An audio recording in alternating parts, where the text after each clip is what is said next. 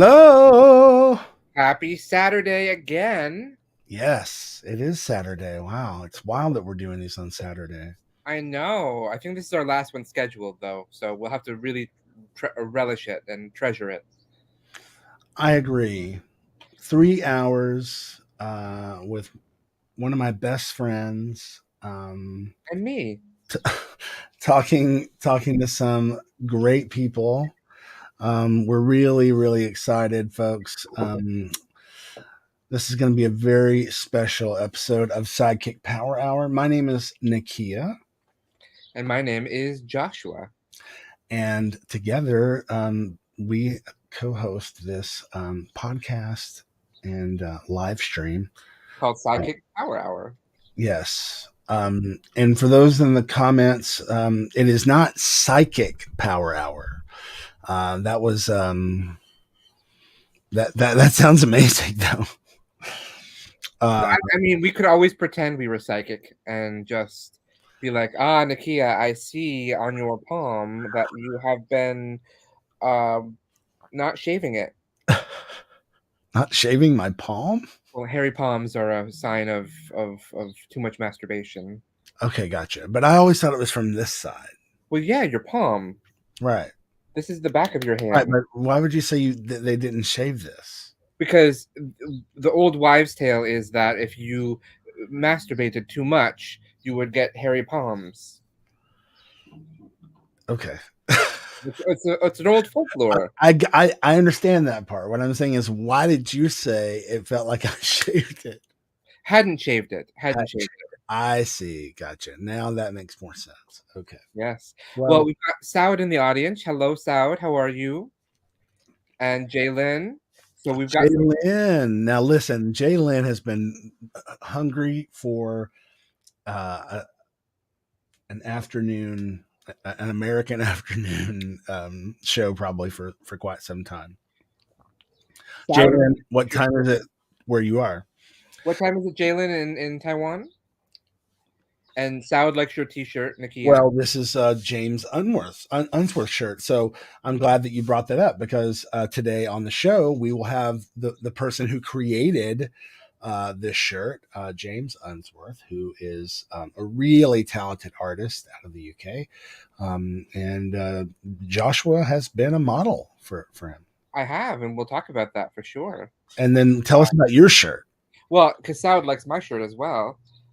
It is the official SideKick Power Hour logo, available at sidekicksupermarket.com. You should buy one, Saud.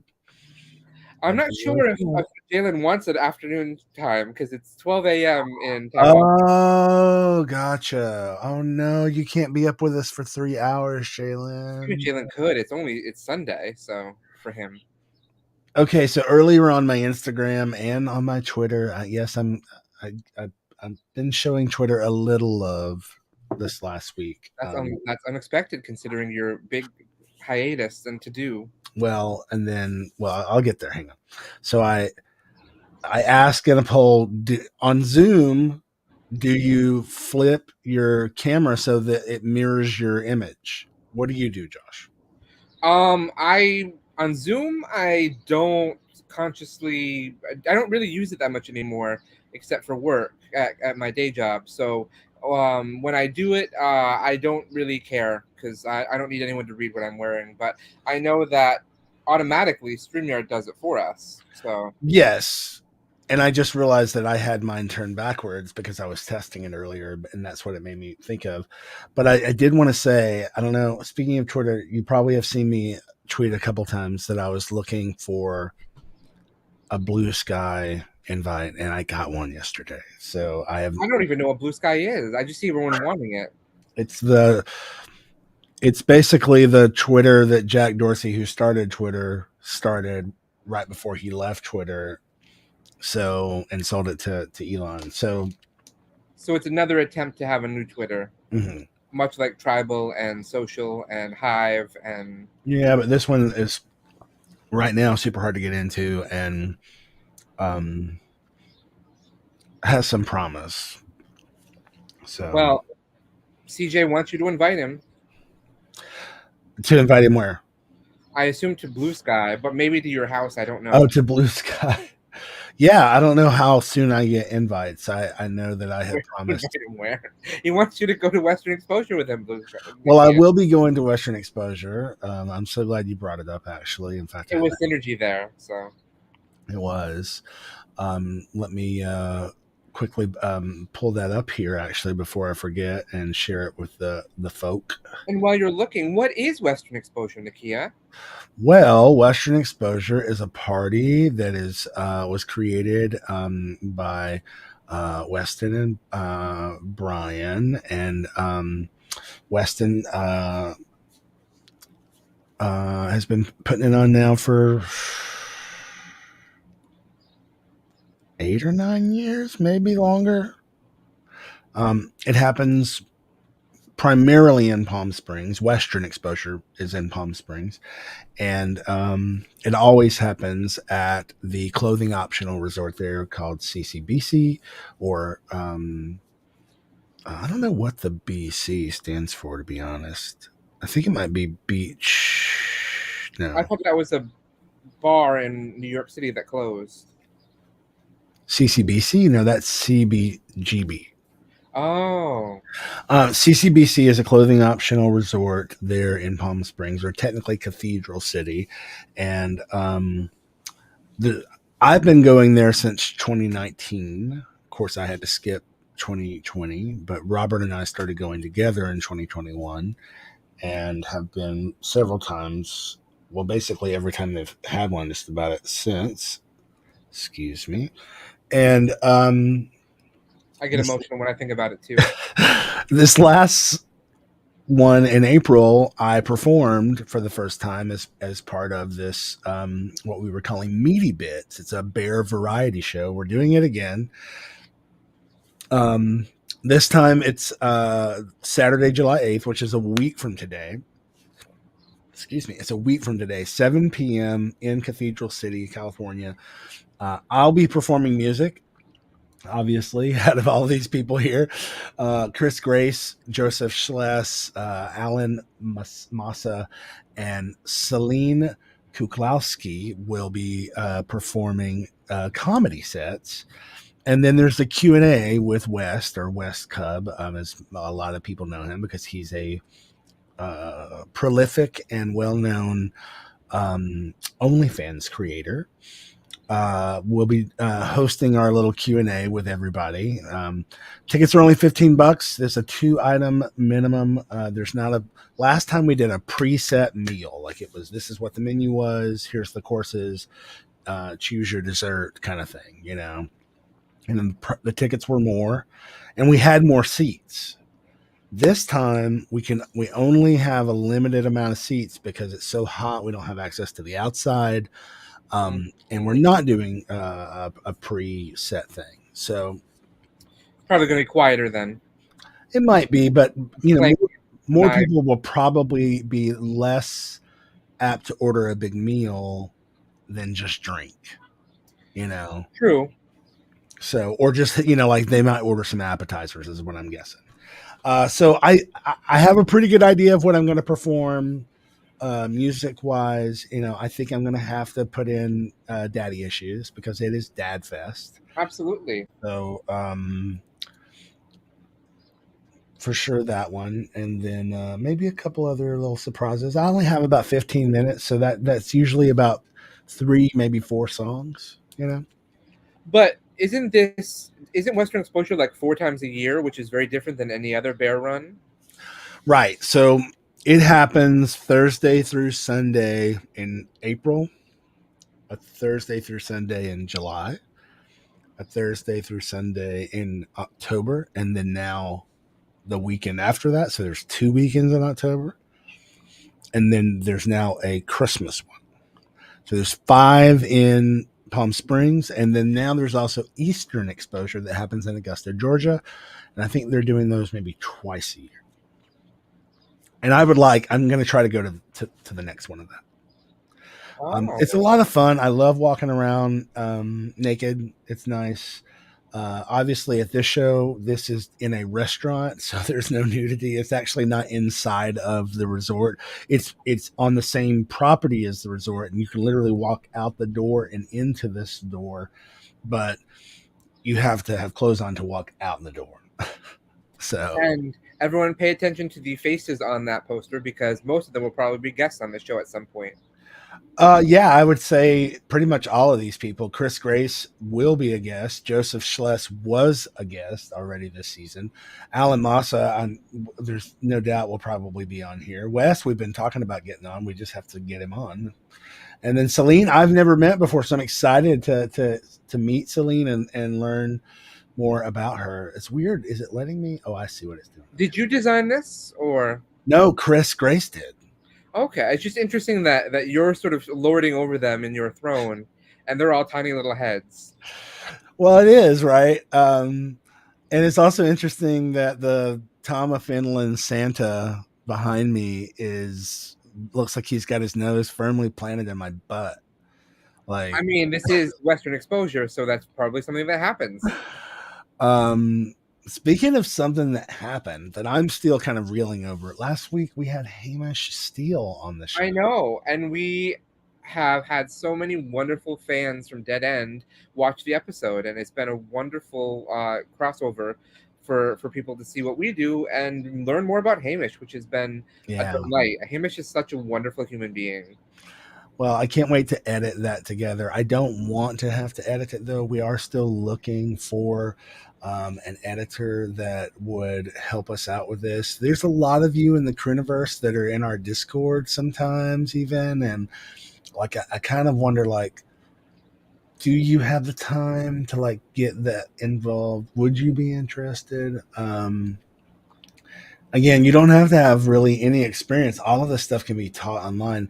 The main reason that we need this help is just because there's only really two of us to do we're this. trying to work really hard on bringing you all the other shows that you know and love. Yeah, and I'm also working on an album of my own, and so there's lots at play. So we'd love your help. You can email us at casting@sidekickproductions.org. Thank you. Yeah. I mean, when I say us, that email will go to Josh. And Josh will share it with Nakia. Yeah. Okay. Apparently, CBGB CCBC is all the rage. Nice. I had no idea. Well, so I will be in Palm Springs next weekend for Meaty Bits. That's part of Dad Fest. That's produced by Western Exposure.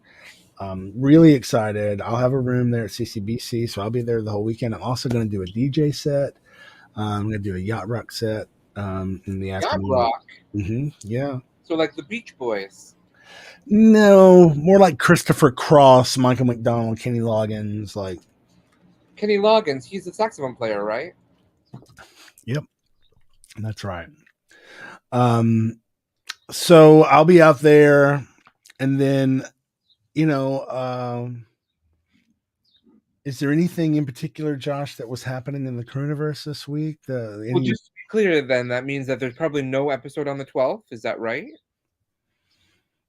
Is that what we decided? I don't know. You're gone then, aren't you? Well, the 12th is a Wednesday. There's 10th. No episode. In fact, what we may do is air this episode on the 10th. Gotcha. So yeah, it would be a replayed episode, much like our last Saturday episode was replayed. Yeah, because we're live next week. Yes, and tomorrow. Yeah, but the 10th we'll play this episode. We're not live next week. Next week is the 10th. So well, we're live this week. We're live on the 3rd. The 3rd, right. And then because we have Big Dipper and Dominic Burgess. Yes. And we need to post that to die. Well, once this is done, I will. I didn't want to take away. But I want to redo the graphics so they fit right on Instagram. Well, then we'll get on that. Yeah.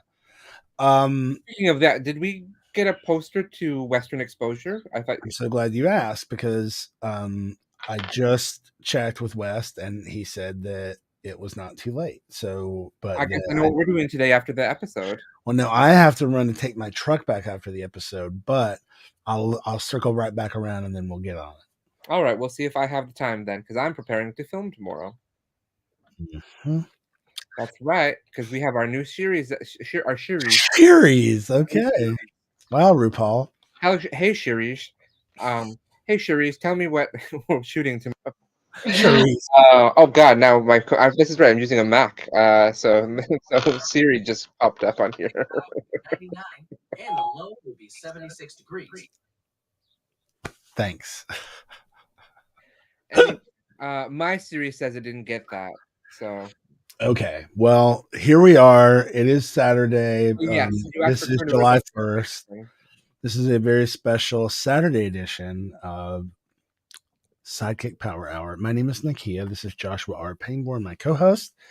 We do this every week. And this week we're doing it twice Yeah. because we love it that much. But you asked for updates in the Cruniverse, and I can tell you that we heard from the Minnesota Web Fest yesterday. Ooh. And the Minnesota Web Fest has officially selected Demon Doctor to be a part of this year's festival. So, Ooh. so That's Demon Doctor, awesome. that's right. Demon Doctor season 2 is heading to Minnesota, Duluth, Minnesota specifically. Okay. That's Um, exciting. And I also got into Minnesota Web Fest in another project that I did, which if you are following our YouTube page and or have remembered me talking about it on here, I did an actual play, role playing game called Cult Downfall, and that has been accepted into the Minnesota Web Nice. Fest. So I'm in the Minnesota Web Fest for two different projects. One of them I didn't have to spend any time creating except as an actor. So Yay. That's awesome. Good for you. we also You want to? Oh, go ahead. Go ahead. no, go ahead. No, you go ahead. Well, I was just going to say that we're waiting to hear from a bunch of other festivals as well this year. It's been a little. I didn't submit to as many festivals this year because I tried to be more thoughtful about what we submitted to in terms of submitting to things that seem to understand what we do and like what we do. Because sometimes when you submit to festivals, it's a lot of it is. Um, a lot of it is people who don't necessarily get what you do and don't show you the love that you need. And it's not that we need to see love from festivals, but we need if they're every year they're not going to appreciate us, then there's no point in continuing to submit to them. So, Right. and it's also trying to make sure that we find the right festivals to submit to because starting hopefully by August we will be submitting a feature film to festivals. So We're so close we are. to getting to the next step.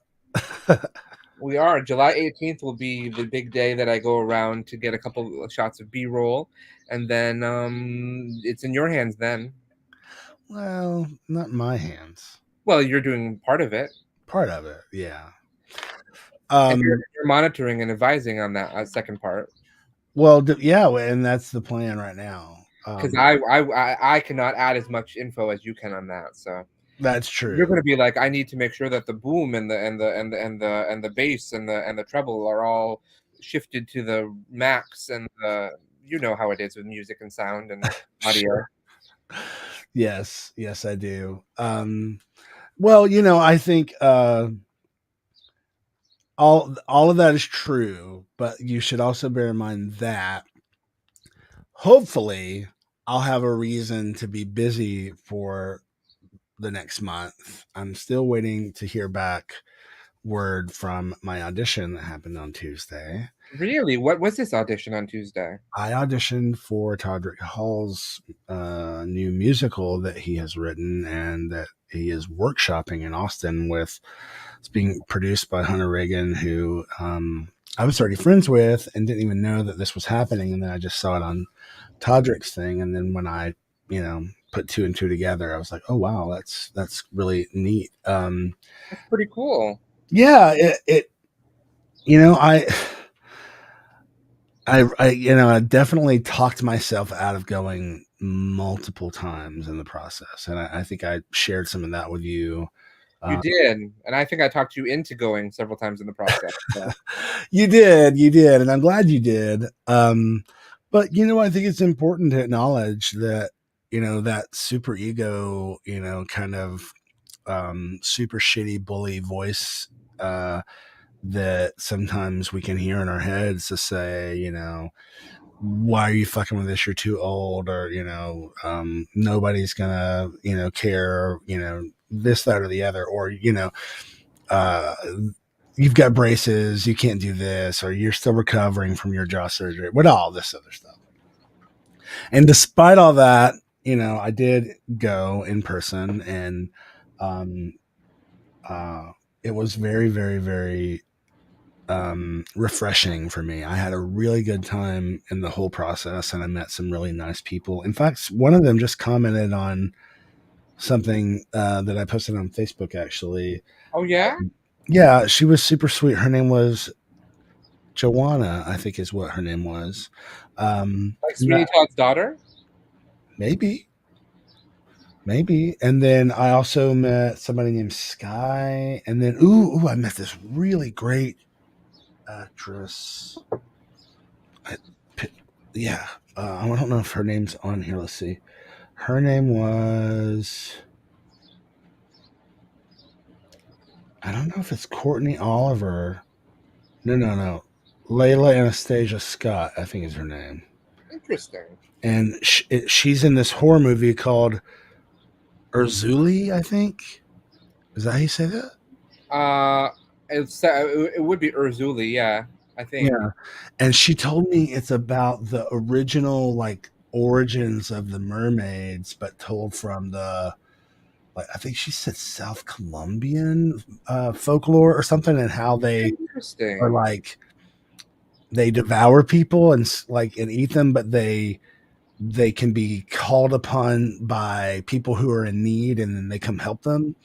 You have me. I'm yeah. Very interested, so. I know what you told me. I was like, this sounds like something we should watch on Power Hour.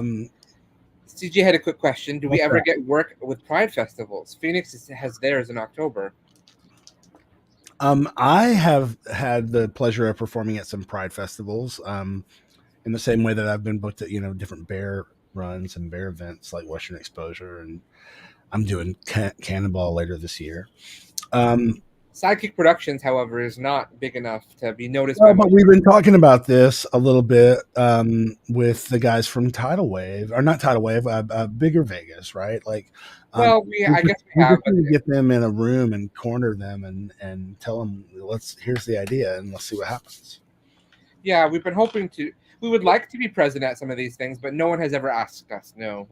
Right, and we're not actively pushing to do it, but we have some ideas. If you're running a festival or a Pride Fest or a bear run and you want to have SideKick Productions present, reach out and touch someone and find out. If you or someone you love is running a festival, please call. We promise we will respond. All right. Well, festival, like the Fire Fest, in which case, no, we will not. We're gonna get James Unsworth in here in just a second. We're going to take a quick break, and when we come back, we will be joined by James. Cannot wait to discuss some art and some fatness and queerness and all sorts of things with James. Yeah. So stand by. We will be right back.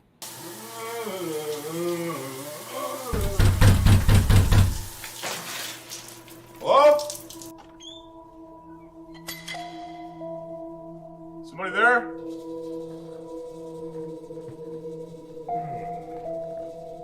Hey. Who are you?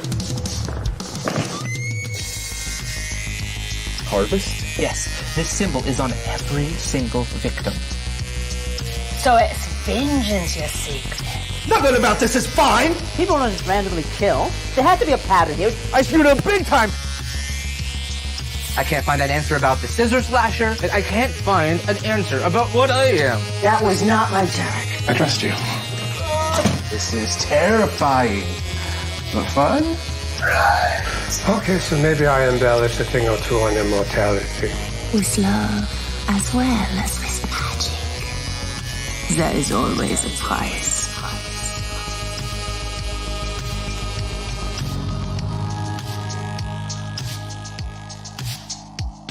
I am very much looking forward to it. You can stream all episodes of Demon Doctor Season 1 and the Christmas special right now over at demondoctor.com. And you can stream 6 episodes of 5 episodes of Demon Doctor Season 2. If 6 is out, I didn't know that. So, and that's strange because I put them out. So, but 6 would be out at the end of July. So It will be. I'm saying it now to hold us to it because I want to make sure that it's released by the end of July. So, but if you'd like to see it before the end of July, then all you have to do is what, Nakia? You can go to demondoctor.com. No, before the end of July. Oh, if you want to see it before the end of July. Then you'll probably have to come to my house because I'm still working on it. But once it's done, you can see it over at patreon.com/sidekick productions. Yes, where you can see all things before they come out publicly. Correct. Potentially not the movie, though. We'll have to discuss how that's going to work. Yeah, I think we're gonna have to figure that out for sure. We might do. Maybe we'll do. This is spitballing here, but maybe we'll do a virtual screening like we did for. Maybe so. Thanos. Maybe so. Again, you'd have to be on Patreon for that. But well, we are not on Patreon right this moment, and we are live. This is SideKick Power Hour. This is a weekly live stream that we're turning into a podcast. So we're not sure how you're listening to this right now, but we're glad you're here with us live, and we're glad you're listening to us later. Today's first guest is an artist who I guess, honestly, Josh, I think maybe you did turn me on to James. So why don't you do the introduction? Sure, absolutely. Although you were touching your heart / his art, so it was very well. His art is close to my heart. I feel James on my heart. He's so he touches me. His work touches my chest, literally. No, James is someone that messaged me out of the blue one day on Instagram back when I was a young Instagram model / not a model at all, just on Instagram posting pictures. And James invited me to a project that he was doing, and I said yes, and then the rest is history because I'm constantly watching his amazing pieces that he puts out and he shares all the time. And he is, of course, in one of my favorite parts of the world, the UK. So that makes it even more exciting for me. But anyway, shall we get him in here? Let's get him in here. It's James Unsworth. We're just going to go on and on about how much we love James Unsworth. We should probably bring him in here to talk to him. Hey guys, how you doing? Good. How are you, James? Yeah, not bad. It's my first podcast kind of thing. So yeah, it's your first podcast ever? Yeah. That is, I think this is I think that's exciting. We've never had a first time. I think. Well, yeah. Have we not? I don't think how it goes. Wow. Okay. This is news. I'm gonna. If you're watching and you remember different, you can comment and let us know. James, welcome. About your shirt before we even started, Nakia. I want to know where you can get your shirt. Well, I can tell you right now that I got it at jamesunsworth.com, and you can get your shirt there. And I'm going to put it in the thing right here. It's a very wholesome Christian shirt. So great shirt, man. Great choice. Thank you. Really good on you. James, tell us and really tell our viewers and listeners, kind of introduce yourself and give them a little bit of an idea of who you are. Yeah, so I'm an artist from the UK. I make work about desire, fatness, masculinity, queerness, often using like reference materials from print history. So my background is in printmaking. So I spend a lot of time researching print history from very early kind of popular print all the way up to, like, I collect lots of like early bear magazines and magazines that cater to the chub chaser community. Yeah. So magazines like Bulk Mail, Big Bulk Mail. Yes. Bulk Mail is the source of inspiration for pretty much like, I don't know, I'd say like 80% of my work. Sure. And also, like the drawing I did of you, Josh, was based on compositions from like ancient Greek ceramics, which I guess is like a bit of a departure because, yeah, that's not related to print history at all. But I just thought it was such good source material. I wanted to do something with it, I suppose. Well, it's printed on ceramic, so we can work with that. Yeah. There's always an angle, right? We can always justify it. Yeah, and you actually, I'm forgetting until I'm looking at it. I'm going to pull it up here so everybody can see. Is it, by the way, James, when I'm sharing it, is it just moving on its own? Yeah, my website maybe needs to be redesigned, but yeah, there's just like each page. Okay, has, perfect. No, I love it because it that way it can just go while we're talking.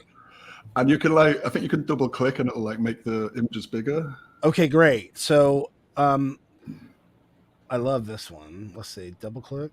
No, I love all of them.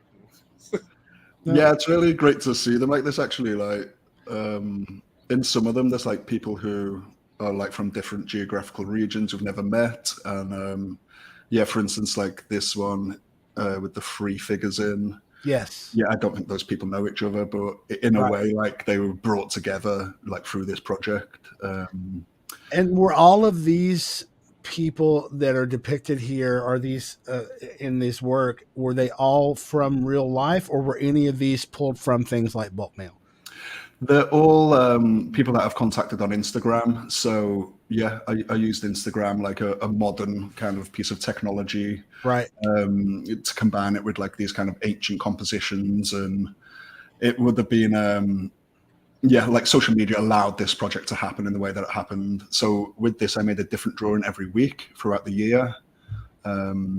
So yeah, to kind of set up these photo shoots with these people like in real life, to like travel around just wouldn't have been feasible. So it could have only really happened like in these times, I suppose, when like access to imagery and interconnectivity is like, so fast. Yeah.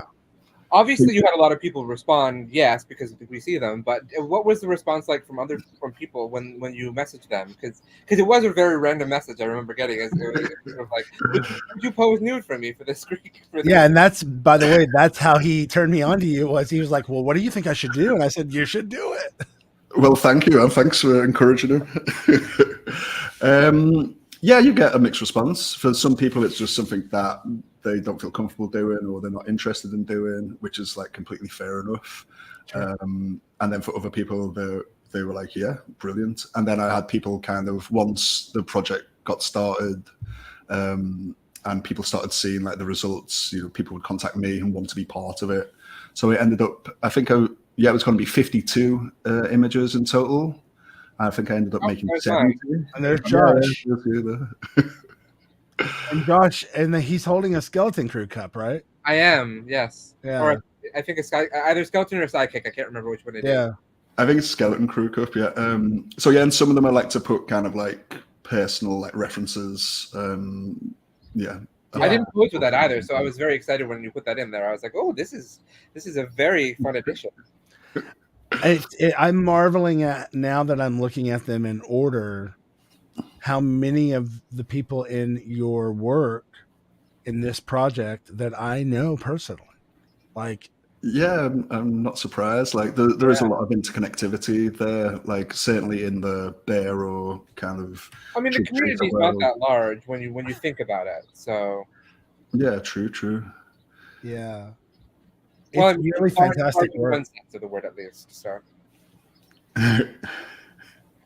These are so cool, though. I remember seeing the final collection, and I was like, "Oh, this is amazing." Yeah, James, I'm glad that you brought up bulk mail because it's one of the things that I wanted to talk to you about specifically, and also to the guest that you'll be shortly overlapping with for just a brief minute, Bearpad, who are made up of 2 people, and I'm very interested in how pornography can inform the visual arts and not just in the sense of recreating what we see in front of us, but also in a way of like bridging different time periods together, like you've done in this piece, or clashing cultures, or things together that don't match at all. And then like the way that you kind of like do the flowers and over the imagery and stuff, but also how it speaks to, for me anyway, I know when I look at it, I think, how much I identify with and appreciate the fact that this the body forms are being celebrated and shown in these different ways, even the ones where you're just ripping people's heads off and whatever it is that's going on. It's just fantastic to see it being utilized in that way. How did it, or when did it even begin to kind of creep into your work, or is that kind of what it sprang from? So there's I guess it's a very linear story here. So when I was like an adolescent, and realizing that I was like attracted to fat men, sure, there was no access to that type of imagery. This is like the mid 90s in Liverpool. Okay. So what I would do, I would go to like the porno shop, right? Look at all the straight porn, pretend I was interested in that. Then eventually like look at all the gay porn, and then the only gay porn that was available was like mainstream bodies, so like sure, muscly guys, skinny guys, whatever. So I would buy one of them, and then can you hear me? Yeah. Sorry, the sound just changed. So yeah, I would buy one of them, take it home, and I would like trace it. I would like draw over it to make my own kind of fat. Oh wow! Porn. But I didn't even know what like a nude fat man's body looked like. Sure. Like I'd never actually seen it. So I think that's where that kind of desire for that imagery came from. It's like something that was just inaccessible, like didn't exist. There's no representations of fat male bodies in the media as like being sexy or erotic or desirable. And that's what I already knew, like I desired, but there was literally no information, like pre-internet, that access to that kind of imagery or information, or the idea that a community of people who felt the same as me existed, like was out there.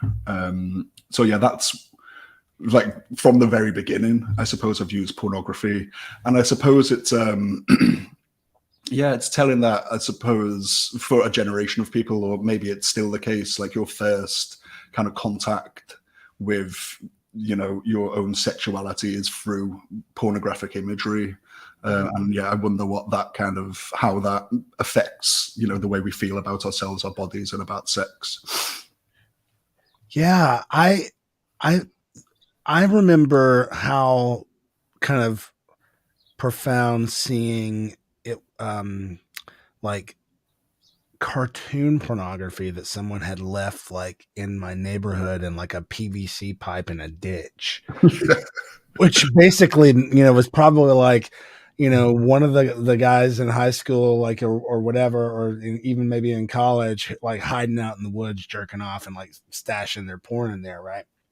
And so me and some buddies found it, and we were flipping through it, and the best way I can describe it is it was like if Mad Magazine were an adult like XXX thing, like, oh, wow, okay. It would have like a New Yorker style or Mad Magazine style cartoon of like a guy doing ice skating, right, and doing a figure eight in the ice and making shapes with the ice or whatever, and then a woman would skate by, and his shape that he would skate would be a hard dick, right. But just seeing it presented that way was just like wild. And then the next few weeks later, it would be they would leave straight porn, Mm-hmm. and it really had this kind of like, it was a shock, but it was almost like saying like, oh, that's what it is. Okay. It's not as, scary as I thought it was. Just seeing the human body naked. Right.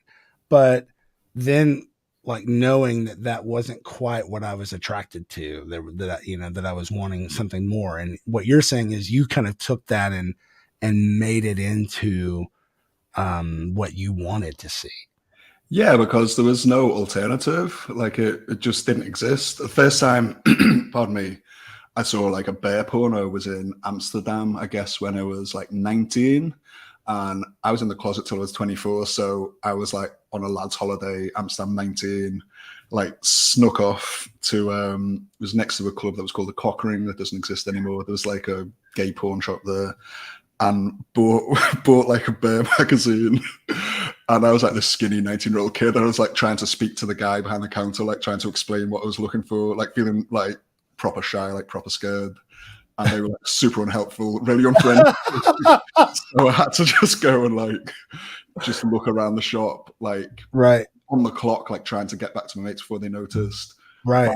Buy like a bear porno, which I mean, even bear porn I wasn't massively interested in, because I like, guys who were bigger than sure most of the guys were in bear porn. Right.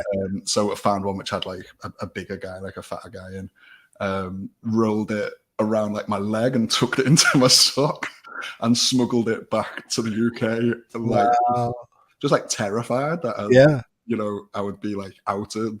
Sure. I was so desperate for this like imagery of like nude fat men, like the lengths I had to go through. I don't think in the age of the internet, people will quite be able to understand that, Oh, that's what I was just thinking. I was thinking, how many people today who might be watching this, or even not, anybody in the world, or anybody who grew up today, this is such an unrelatable problem for them. And that's one of the things I think is so exciting about growing up for queer youth today, is that they have access to so many things that we never did growing up. Yeah, absolutely. But then I think that like being somebody who's interested in print culture and like a printmaker, like that totally feeds back into that the scarcity of that imagery, and like it being like an artifact, and it, right, kind of like those magazines were the way that communities formed before the internet, like the personal pages and like the kind of information about like parties and sure community events. Send a self-addressed stamped envelope for this, and then you'll get like some flyers or brochures. The Girth and Mirth clubs, or the the Chub Chaser clubs that you would sign up for over the internet. I mean, over post office, basically. Snail. So it was print that that did that. I suppose that was the only way for those things to happen back then, I guess. Yeah. But all very like I mean, I was too young to really like do those personal ads and stuff, but I can imagine, you would like reply to a personal ad, and then like the week later you would get a reply, and you mightn't even like really be into this person, and you're just like, okay, shall I bother replying back? Like kind of the whole process must have been so long-winded and like probably largely unsuccessful. I don't know. Well, as someone who used those personals, who's 48 years old and did use written personals, I can tell you it took a long time. I bet. I bet. And I can also tell you that even at the beginning of the internet, I was on the internet in like 94, 95, and then it was everything took forever. Downloading an image that easily you could post on Instagram and it would be there in less than a second. It's easily a 30-minute ordeal. Yeah, I remember those days as well. Yeah, so it is very interesting to me. Yeah, very, very interesting to me how that has played into your work, James. And I'm fascinated as well by your work and interest in and studies of printmaking, and I'm very curious if because I fancy myself both a poster collector, as long as I can remember. I've always loved posters. If we zoom out for a second on just me, you can see some of them around the pink one over here over this shoulder. That was probably, maybe a few of those were ever even printed, and I found that on the street, and it was just so cool. The one above it was hanging up, and it's printed on this cardboard stuff, and it's, again, I just found it on the street, and I was like, who puts this quality of art in the street? Like, I've got to take it, So I'm curious if in your studies and research, if you've ever looked into any of the poster artists or printmakers from Austin, Texas, from the late 60s, early 70s? I mean, I'm probably familiar with like the imagery, like the iconography, but posters isn't really my area. Like I've always collected comic books and I collect books. But yeah, I guess the only real person who was like involved in making posters that I'm familiar with would be Tadanori Yoku, who's like a Japanese artist. But yeah, my specialism is definitely like collecting comic books, and that's where probably my interest came from. It's like just being a kid. We've got a comic book over here called the Beano, which is just like what you get like if you're a preteen, and it's like, yeah, just kind of fun, like age appropriate stories, and it's like a weekly like subscription thing. So that's what got me kind of hooked on print culture, I suppose, and art and all of that kind of stuff. I think I could maybe trace it back to then, and then obviously like branching out into different like other types of publications as like I grew up. But yeah, poster art, yeah, not really my area. Yeah. What about as far as, you know, actually making prints? At what age were you making prints? So I went to like art school, so like we didn't have printmaking facilities in school. Right. So when I did art foundation at the age of 18, I managed to fail art foundation and then like had to redo the year. It's really difficult to fail art foundation, but I managed to do it. And the second year, I basically had all the points to like pass, but I had to like do another year. So the second year, I just spent a lot of time like screen printing, like just working in the screen printing room. So I would have been like 19 then. And yeah, I don't know why it appealed. I think like the flatness of the color in screen print like is really similar to the flatness of the color in like comic books. And yeah, there was just like an affinity, I suppose, like the way that you like built that image up in layers, and the way that it was quite heavily process based, and it's like quite controllable. In a way that like painting isn't. Like painting's really like fluid and open, and you don't know when it's finished. Like with screen printing, it's like quite a solid, you know, layered process-based thing that like appealed to me, I guess. Yeah. And was there a particular like medium of print that you preferred? Correct me if I'm wrong, but like you're talking about screen printing. Are you screen printing, you know, actual prints more often, or did you also get into screen printing shirts or fabric or any of that sort of stuff?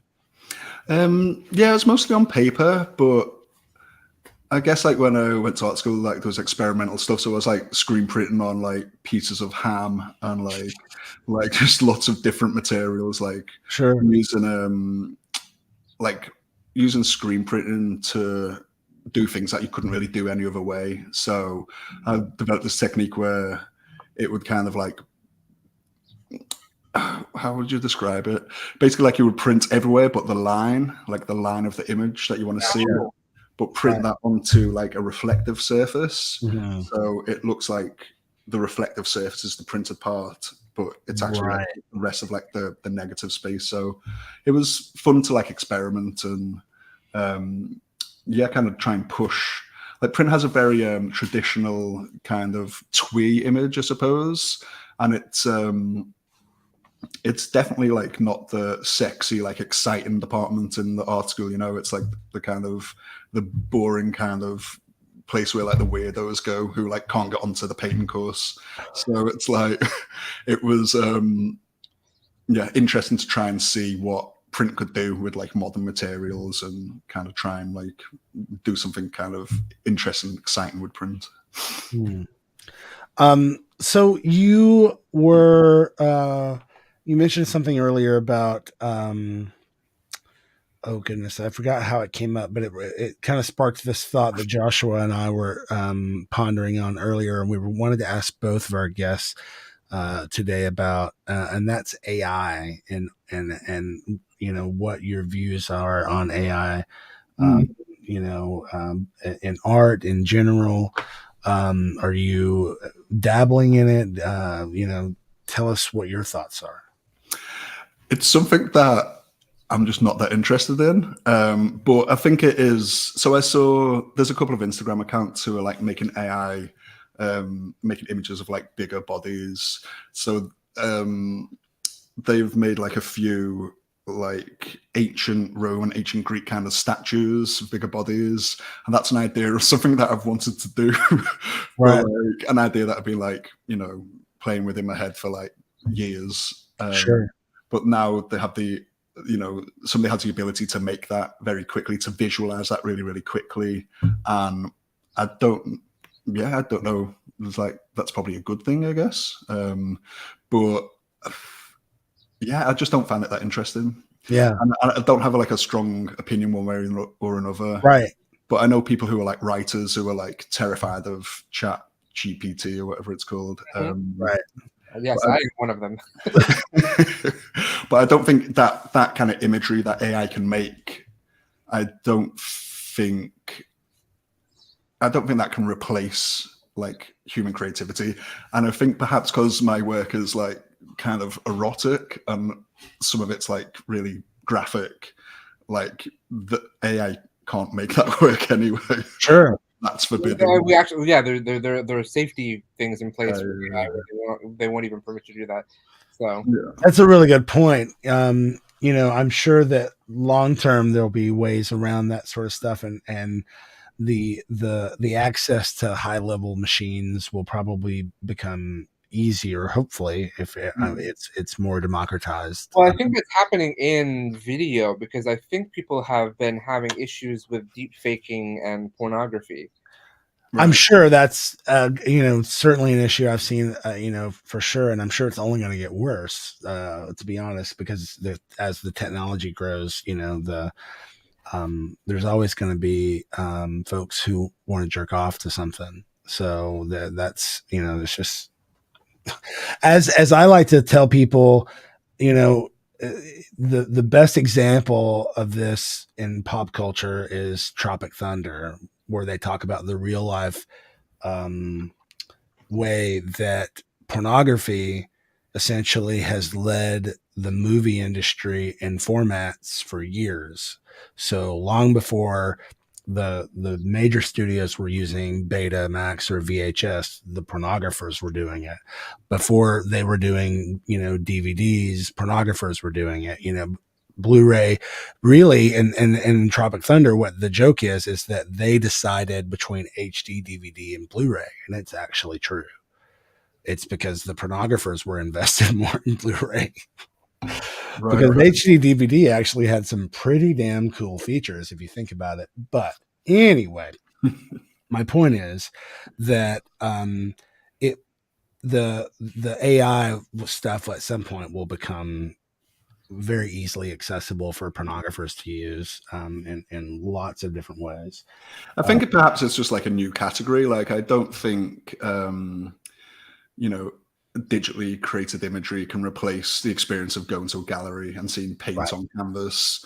So like, perhaps if your work is like, you're an illustrator or something, can you do stuff which is like, online, then AI might be a threat to like what you're doing. But it's like, there's lots of different types of art. There's lots of different type of art world. So AI is just another, that imagery is just another type of imagery. Like, I don't think it's going to replace, every other type of imagery. It's not. It doesn't have that interest involved. Well, the other thing it doesn't have is the collectible part. Like I think we learned from NFTs that it's hard to kind of quantify and really truly value a piece of data, basically. Ones and zeros, and I think that this gets to another question that Joshua and I wanted to talk to you about, which is, what are your views on museums, like art in museums versus people who own art versus people and don't put it in museums, and people like David Bowie who were like really passionate about loaning their collections to people. Like, really passionate about the collection process, but then making sure that it was being seen by people. Yeah, I mean, obviously that's the most altruistic way to collect and own art, but if you're mega wealthy, like, you don't have to worry about that, do you? You can do what you want with your property, I suppose. Right. Yeah, I guess the question is like, who culturally significant objects like belong to, like, can they belong to individuals, or should they, belong to like civilization? I don't know, but we live in capitalism, so you can buy whatever you want and do whatever you want with it. It doesn't matter what you think about it, Yeah, and again, I think it's kind of funny that also is a direct line to NFTs, right? Like, people just buy anything, right? Like, but again, like, I would imagine it's the same with like music. You look on your Spotify, it's a very different experience to, like, I went to a friend's house the other day and he had like a massive CD collection. Nice. And it's been ages since I'd like looked through a CD collection, and you have to, like, you miss stuff, so you have to go back and scan it. Whereas like looking for stuff on Spotify, it's like you just type it in and you find it. And it's probably the same with NFTs. Like, you've just got these like images on a screen, and that doesn't fulfill that like weird human desire to like collect stuff and like have stuff around you and have stuff in your space and be able to show it, Yeah, absolutely. You want to touch it, something real that exists. And I think that's like on a kind of primate level, like that's about like having things and being successful and surviving, and having like nice things that make you feel good. And I don't know if like NFTs kind of tick that box for people. I'm not sure. And also, as we've learned from the recent streaming wars, that if you stream something, it can disappear very quickly, because half of people's animation work has disappeared from HBO Max, and your Star Trek Prodigy show, Nakia, is disappearing from Paramount. I saw that. And so, I mean, and it's very things that you don't own can disappear very quickly when they're in the collective. Well, you're still owning them because you're renting them through a streaming service subscription, but also at the same time, living in New York, as I do, having a collection of DVDs or CDs is very hard. So it's been nice having streaming, because I don't have to have a whole wall dedicated to all the DVDs I want to collect and everything. Mm-hmm. So it's frustrating in that sense. Like, I get wanting to own physical media, but at the same time, I'm also like, well, I have more space now. There's pros and cons, right? Yeah, for sure. We're going to take a quick break, and when we come back, we will be getting into something that Joshua and I want to talk to you about, James, and that is your love of Ninja Turtles, and how it connects to the various aspects of your life. If you're just joining us, this is SideKick Power Hour. My name is Nakia. This is Joshua R. Pangborn to my right, and over there, that is James Unsworth, all the way from what part of the UK are you in again? So I live in Manchester at the minute. I'm from Liverpool, but now I live in the wonderful Manchester, which is an hour away. Gotcha. And then we're also gonna circle back to one other thing, and that is my connection to some of your models, because some of them live over there, and I'm curious how many of them you know in person. Let's take a look at the short film that the movie that Joshua and I just wrapped and are currently in post for is based on. This is the trailer for Wasted on the Young.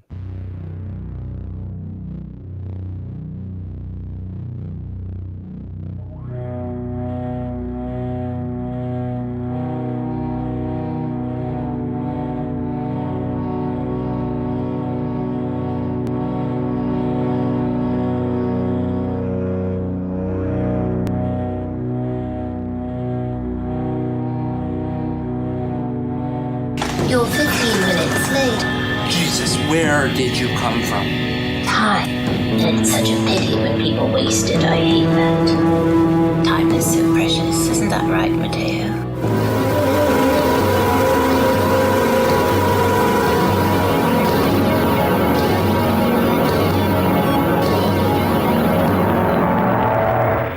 Woo! Wasted on the Young, which has now been out 2 years. We did it the fall of 2020, so it's been out for two and a half years. Yeah. Wow. Because we did it the fall October of 2020 when we were bored because we were all sitting around just twiddling our thumbs for some reason in 2020. Don't know what it was, but yeah, we got so much done though. We did. It was the first time I said this the other day at work. Actually, it's the first time since I started working after college that I had a summer vacation because I'm not allowed to take days off in the summer, so I've never, ever had a summer vacation in the 18 years that I've worked at this location. So I've never had a summer holiday, and I don't know. I don't know if I ever will until I'm too old to enjoy them. Dead. So, hang on one second. Why can't you take a summer holiday? It's a blackout period at the school that I work at, so we're not allowed to take summer holidays. So right. Unlucky. I've never had a summer holiday. I've never had a summer vacation. Okay, I think this is going to be a good song. So that sentiment. I'm glad my pain and suffering make your music better. So that's how music is born, from pain and suffering. It's funny. Last Saturday. Wait, what's today? No, last Thursday, I started a song that was born out of my personal pain, and it was like. Was it called Josh? No. It's the first line of the song was, between the heat and the hatred, Texas is trying to kill me. That's a good line. And after yesterday, even more accurate. So well, yesterday, now it's the whole fucking country. We're just gonna move to the UK with you, okay, James? We're gonna just But is it much better over there? I mean, things aren't great here, man. You have the NHS, so at least there's healthcare. The NHS is on its arse, man. The Tories have been bleeding it dry for a long time, so yeah, it's not great times here either, unfortunately. Yeah. How does that play into your art? Like, how does politics? I mean, I think just in nature of the fact of the subjects that you portray is obviously the art is almost always political in some way. But how does it inform what you're doing now, or what, do you think it's changed how you're working? I think, I guess my work is like small p political because it's about like representation and about queerness and just exposing people to ideas that people are different from them. And, there are minority sexualities is political in the world we live in. Right. But I don't think that my work has affected, on a direct kind of day-to-day kind of level by politics. It's kind of outside of that, I suppose.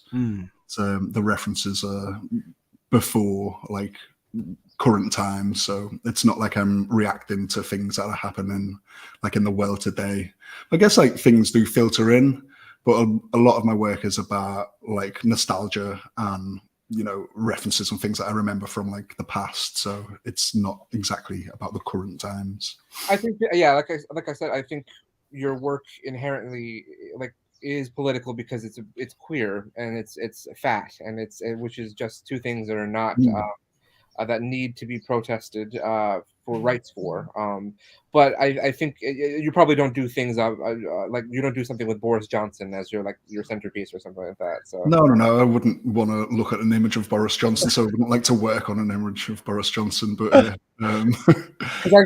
think that you and I are political in that same way, because I used to say that I'm not a political content creator. I don't make films or television that are political. But then, especially post Donald Trump, I realized that just inherently existing and creating the work that we do is political in that sense. So, I don't make references to contemporary political issues and situations generally, but just by existing, I think that and by making it work. I used to Don't you though? I mean, like think about the HIV status stuff and the way you address trans pronouns and acceptance. I mean, it is kind of. But I don't think that's. Again, I don't think that that is specifically like a modern political thing. I think that's how we should have always been. I agree. I'm just saying it. Just from the behind the scenes, I think that I've always at least felt like that you were purposefully threading those things in. Maybe you're doing it unconsciously. I might be. I don't know. I might. What I am consciously doing now, and I've just is pretty much. I will only make characters who are queer, and unless I have a good reason to make a heterosexual character, I'm just not going to do it. I just don't see a need for it or a reason to do it, and yeah, that's pretty much everything I make is pretty much going to be exclusively queer focused. So there's lots of heterosexual characters out there already, right? Yeah, there are plenty of them. They've had 5,000 years of history or whatever it is. I don't know how many years. I can't count anymore. So. James, you were talking about how your work is so based in nostalgia, and that seems like a great time to bring up Teenage Mutant Ninja Turtles. Something that I grew up. I was born in '75. I'm definitely more of a child of the '80s, but I was, my brother's babysitter for most of the early '90s, right, and lived through all of that stuff too. So, big Teenage Mutant Ninja Turtles fan. So, what drew you to the Mutant Ninja Turtles, and why? So I was born in 1979, so I was like the target age for the Ninja Turtles when they became like massive in 88 to 89. I was like 8-9 years old. So yeah, I was just like a super big fan. And it was like an obsession. It was like this huge thing. Like it was social death if you didn't like the Ninja Turtles in school. So you had to be into it, like, or you weren't cool. So yeah, like as an adult, like looking back, I realized that was the first time that I'd been like aggressively marketed towards. So there's like all these like substandard food products which had like pictures of Ninja Turtles on that I would like pester my mum to buy for me, and they were like super expensive, like super low quality, and like I was being marketed towards, like I was buying into this like this huge thing that I didn't really understand. So yeah, I guess looking back at the Ninja Turtles like cynically, I was looking at a lot of historical popular print images, and they focus on the grotesque. So the grotesque is like a combination of horror and humor, stuff that doesn't really go together. So I figured that a good expression of that kind of incongruity would be to have the Ninja Turtles and kind of like super sexual, super violent kind of imagery. So kind of using something pop cultural that everybody's familiar with, but presenting it in like an unexpected way, I suppose. And then on one level, I thought, this is just super flippant. This is like a joke. It's like really daft. So I was like speaking to people and like hoping that people would like talk me out of it. But the more I spoke about it, the more it kind of felt like a good idea, I suppose. So like the Ninja Turtles are all named after like great master artists, right? Right. They I don't know. Yeah, it just felt like the right thing. And the way I work is like I just try and follow like whatever the path I feel like I should be going on is, and like that just felt like the right thing to do. It was like my first idea, and I just went with it. I noticed that the first image of the Ninja Turtles I showed, where it looked like there were actual humans in kind of wrap and things to look like Ninja Turtles with large penises and big bushes. Kind of reminded me of what I had seen you do with what appears to be Bart Simpson. Yeah. This is just packing tape and ping pong balls cut in half. Gotcha. The turtle dicks were like big bottles of mayonnaise, and the bushes were like a wig that I'd cut up. So they're like super cheap, like super shitty materials. But I think through like the cheapness and the shittiness of it, it gives it like this quite unnerving quality. Like it's, I don't know, they're just like creepy in a way that if they were like made from maybe better materials or like they looked more realistic, I don't think they would be as creepy. I don't reckon. Yeah, if you kind of went more dark with this into the horror side of things, the way that you're using the packing tape and the way that it kind of almost looks like wrinkled flesh, you know, it could be really, really creepier than it already kind of has that little bit of creep vibe to it, you know? Yeah, and I like to make a balance. Like I think if it was all just like horrific or if it was all just like funny, then it would be really easy to read and not as interesting. I like there to be like that combination, like the horror and the humor. So it's like a bit more nuanced or takes you a little bit more time to kind of work out what you're looking at. Right. And you, speaking of the horror kind of cross section, you know, you were talking earlier about how, you know, you're not just all, you know, kind of erotic, naked male form. Sometimes your stuff can be very graphic and have, you know, violent imagery and such. Have you found any issues with sharing any of this type of work on public forums like Instagram and spaces like that? Yeah, my work is removed from Instagram all the time. Like Instagram used to be an interesting place for artists, I think, and people who took photographs, like photographers, but it's turned into what it's turned into. And I understand, like, I don't want people who are too young to see my work, but I just wish there was like a social media for adults who want to look at art. And then there can be a social media for like younger people who can look at, I don't know what they were like, each other's dinner or whatever they want to look at.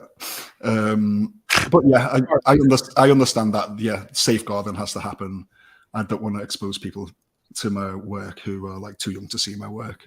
Sure. Well, it's really hard, especially for people like you and us who make sexually charged work that's not necessarily pornographic, but is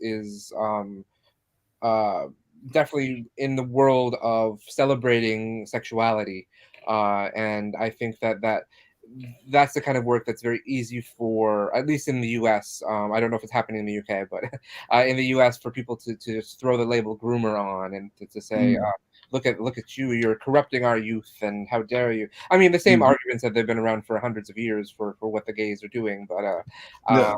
But it's hard to make that work that we do and not and also walk that line of not corrupting people. So yeah, it's bullshit, man. It's pure hypocrisy. Absolutely, yes. When you can go on Instagram and see people get the shit kicked out of them, people getting killed, like kind of the moral kind of outrage about sexuality or, you know, minority sexuality.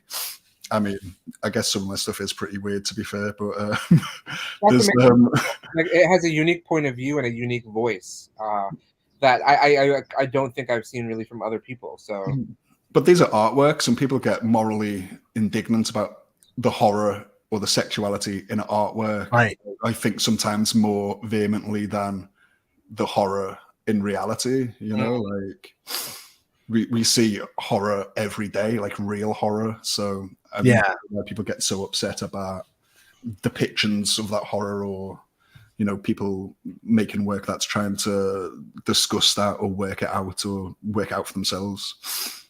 Yeah.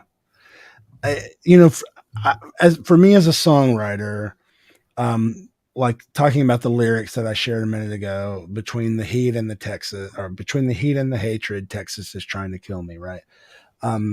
It's very easy for me to just put a point right on the issue and how I'm feeling. Right. Anybody who lives in Texas that's queer would immediately know what I was talking about. But I don't think that today's, there's a lot of things that I feel like are missing from people's ability to comprehend art, and take it in, because they stripped so much away from education years ago and made art such a low part, if at all, of the process, that no one really knows how to truly, like, even really take art in and experience it, because and then when they see stuff, they're either shocked or scared by it, or in most cases probably like really excited, and maybe in some cases turned on, and then terrified at the same time. Which is great. That art is supposed to help us to experience ourselves and understand ourselves better, and also just to just be. And I really wish that we had more emphasis on that. And I think when we get Bearpad in here, who will be up just shortly after our next break, I think it's something that I want to talk to you about what your views are on trying to I guess, or looking back at what your experience was and how it portrayed it, or how it helped you become an artist, and what you think is kind of like lacking in the world today in that respect. So something for you to ruminate on as we go into our next break. Everybody, if you're just joining us, oh wait, we have a comment. Yeah, I guess people are checking out your website. So James, you have a Toshio Saeki inspired book. CJ says he's very excited by that. So yeah, one of my books, Fat Guys Are the Worst, has backgrounds which are like inspired by Toshio Saeki, and the color palette is all like inspired by Toshio Saeki. But yeah, he's a big influence, an amazing artist. And for those of us like me who might not know who he is, what about him is influential to you or inspiring to you? So he's like a Japanese iroguro artist, like a master woodcutter, and he made these really incredible, sexual, violent, but not graphic, like very suggestive images. He's like a straight guy. He passed away a few years ago, so he was like operating in the 70s, 60s, late 60s, I think, is like when his career started. But I saw his book in the Palais de Tokyo in Paris, and it's like something that I just couldn't forget because I'd never seen anything like it before. It's like the type of work that I wanted to make. I wanted to have that kind of impact on people, to see something and it be so powerful and so fucked up that you'd like never forget it, basically. I mean, I think you've accomplished that. I know I can recognize it very, very readily. So I'm glad. That's what I wanted to do.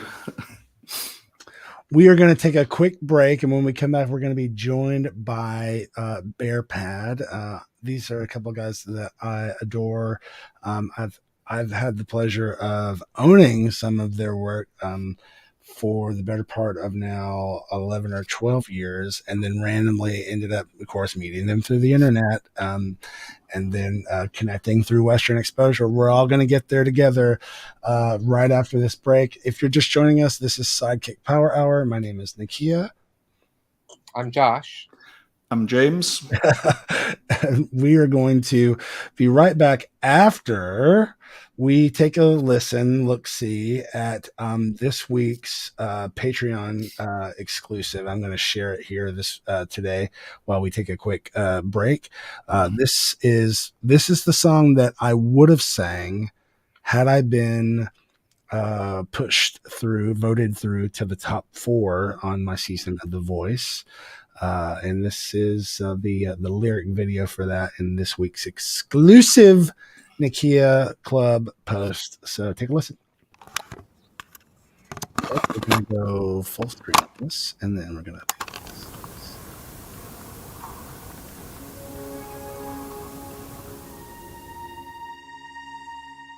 Every day's getting tougher.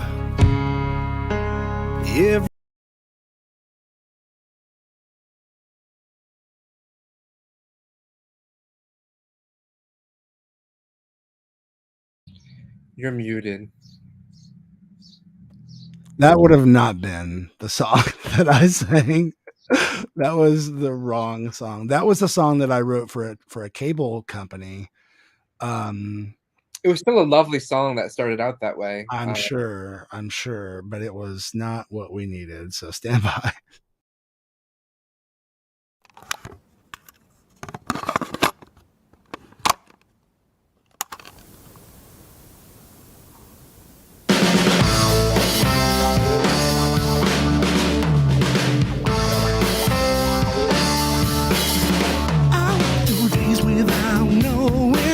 My nights grew colder. Hey, what you did to me?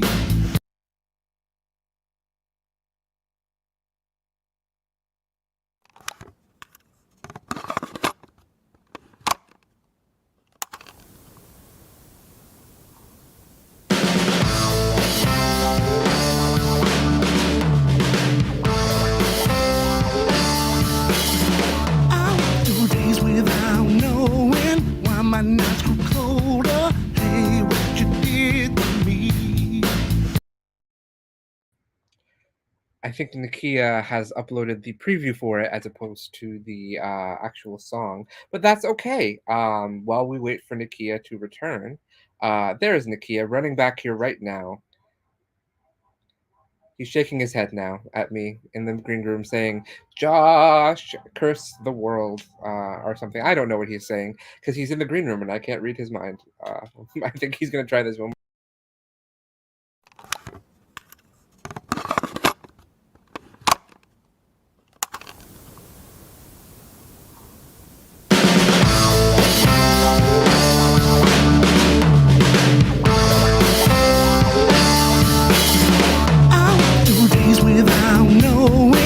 My nights grew colder. Hey, what you did to me?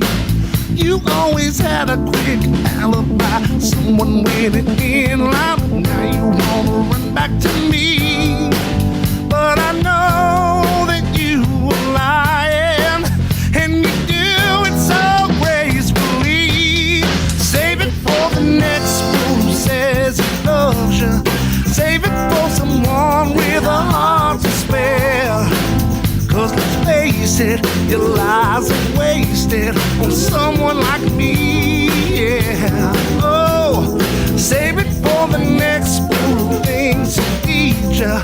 Maybe he'll do better than me. Oh, darling, save it. Oh, baby, save it for the next fool.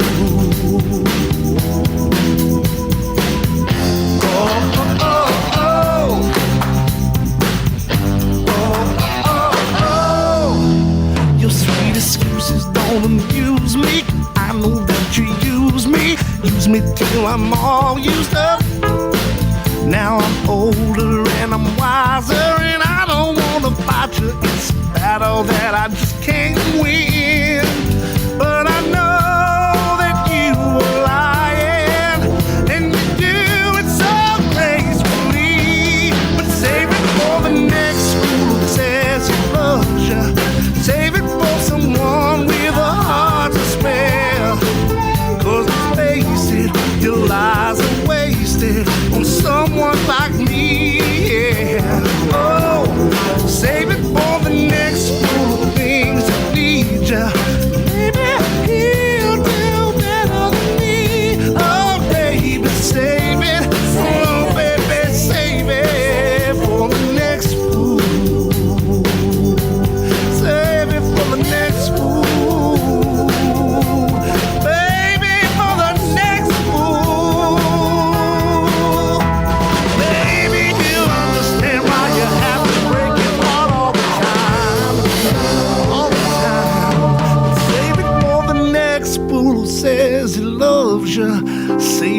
for someone with a heart to spare. 'Cause let's face it, oh baby, save it for the next fool. Yeah, save it for the next fool who thinks he needs you. Maybe he'll do better than me. Oh darling, save it. Oh baby, save it for the next fool. You better save it for the next fool. Save it for the next fool. You better save it for the next fool. For the next fool.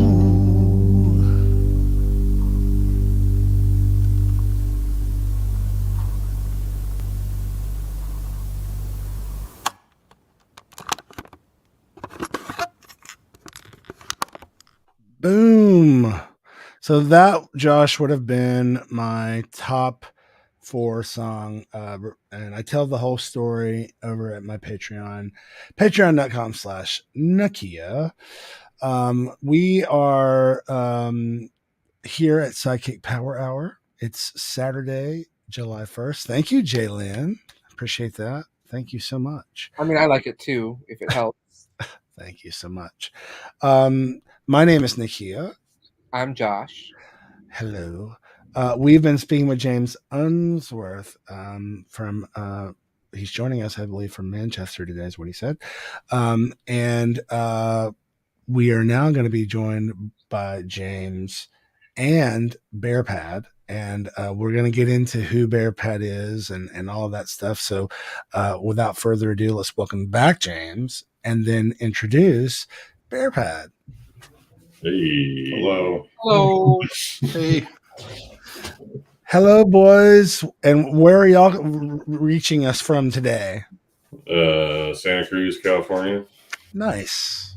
Officially the most expensive place to live in the country. Oh, really? Yeah. That's wonderful. It's not New York anymore. Thank goodness. Yeah. Well, I know that Austin is now like the 10th fastest growing city in the country or something. I forget, but it's kind of scary at the same time because it's also getting super expensive here. I came home from picking up smoothies the other day and I didn't even notice because I had done it through the app. I didn't even notice until I got home that the 2 smoothies and 2 waffles that I got were like $35. And I was like, wait a minute. Where was I? Was I in this alternate universe? It's 2 smoothies and 2 waffles in New York. That's cheap. So yeah, I was gonna say. Yeah, it was warning about your low cost of living, Nakia. Manchester's cheap, but it rains all the time, so you have to contend with that. I love rain. So see, the more I hear about it, the more I'm just gonna move in with you, James. Come over, man. Well, welcome to the show, boys, and all the way from California. As I mentioned a minute ago, James is in Manchester today. Why don't you? We're going to get into the about Bearpad stuff and a little bit more in depth in your own segment of the show. But while we've got you both here, all 3 of you here, we thought it would be great to find out a couple of things. Number one, were either of you already familiar with each other's work, and had you already been in touch with each other? Yeah, I'm familiar with your guys' work for sure. I think I follow you on Instagram, but I don't think we've spoken before. Yeah, same. I'm like familiar visually with the work, but we've never talked before. But it's a good pairing because James's stuff is like kind of gritty and textural, and I'm like all about just like mostly clean lines and like very sparse kind of detail. So it's interesting dialogue for sure. But yeah, I think we cover the same kind of kind of bodies and the same kind of subjects. So yeah, it's there's definitely a relationship there. Yeah, totally. When earlier, one of the things that came up in our discussion with James that I really wanted to continue when we got you guys over here was kind of how pornography informed his early work and how like being exposed to pornography, should we say, and how kind of like at the early days of like the internet and things, but and even before the internet for some of us, how difficult, seeing the types of bodies that we were attracted to or that we were ourselves, in any kind of pornography was next to zero, and even just getting any pornography was kind of hard sometimes. So how has that been experienced for you guys working in this stuff? How did pornography kind of inform what you do? I mean, my biggest inspiration is this painter Botero. He's like from Spain, but he draws like these big, chubby, naked bodies. Which, growing up, my mom just had them all over the walls for some reason. So that was like the closest thing to pornography that I initially saw, because it is pornographic. I mean, a lot of his work is really sexual. Right. But otherwise, yeah, it was just really, really bad dial-up. Like, I lived kind of in the countryside in Southern California, so I had worse than the bare minimum internet at the time. Right. Growing up in the early 90s. And yeah, I looked at porn like coming in line by line on the computer, just like load all the way, and oftentimes it like stopped right before it got to the dick or whatever. So I'm like, okay, that's familiar. Yeah. I actually I read a lot of my porn when I was younger, which was great because on a dial-up, like a text file will load instantly. So you're like, cool, I've got 30 minutes of material to back off to or whatever. Right. Yeah. What was the name of that website? I swear it was like nothing but erotic stories. And it was like there were so many of them, and I can't remember what it was. I can tell you what it was called. It's called nifty.org, and it's still okay, that's it. Yeah. But there were some specific bear ones as well, and it was one of the few places where I saw like larger bodies celebrated sort of conceptually in the way that I appreciated them, because the descriptions of like what was attractive about them was like, oh my God, me too. There's this dating site called Bear Forest that also I remember that. Yeah. Stories section that I was really into. Didn't the Bear Forest guys, weren't they the ones who spun off into like bear bondage? And it was the same guys, and so it would be like they would do a spread for Bear Forest, and then you'd see them like all bound up in bear bondage. Yeah. I think the other thing that I wanted to touch on for both of you was, in the case of James's project, where the work he did with the Greco-Roman plates, we were talking earlier about how each one of those people was a real life person. For instance, Joshua was one of the models for that project that he contacted through the internet. Y'all have a different thing. It's you kind of have the bubs, as you've called them. Where did that come from, and how does that differ? And did you have like someone besides those original, Spanish artists inspirations? Was there someone in real life that kind of inspired these bubs? Yeah, I mean, like as Jordan and I have gotten to know each other and like sharing our sexual history and stuff, like I realized I was, I guess, lucky in that I experienced a lot of stuff like firsthand and not in my imagination. Like I just like started having sex and messing around with people pretty early. And one of my first like sexual awakening moments was seeing this guy that was like a wall builder that was like working in an avocado orchard next door, and he had this jack off spot underneath an avocado tree. And as a 6-year-old, I like climbed over the wall and just like watched him. Right. And then after he left, I like went to his spot, and he like had all these dirty magazines just kind of like on the ground amongst the avocados. And so that's like just this image that's in my head that's really abstract.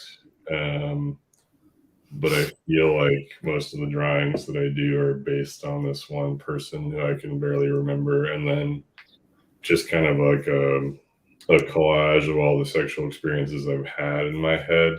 And I don't look at references ever really. I will ask people, including Jordan, to pose sometimes just to like get a sense of how the body works. But otherwise, it's just kind of this like Cronenbergian like nightmare of flesh in my head that I transpose into something a little more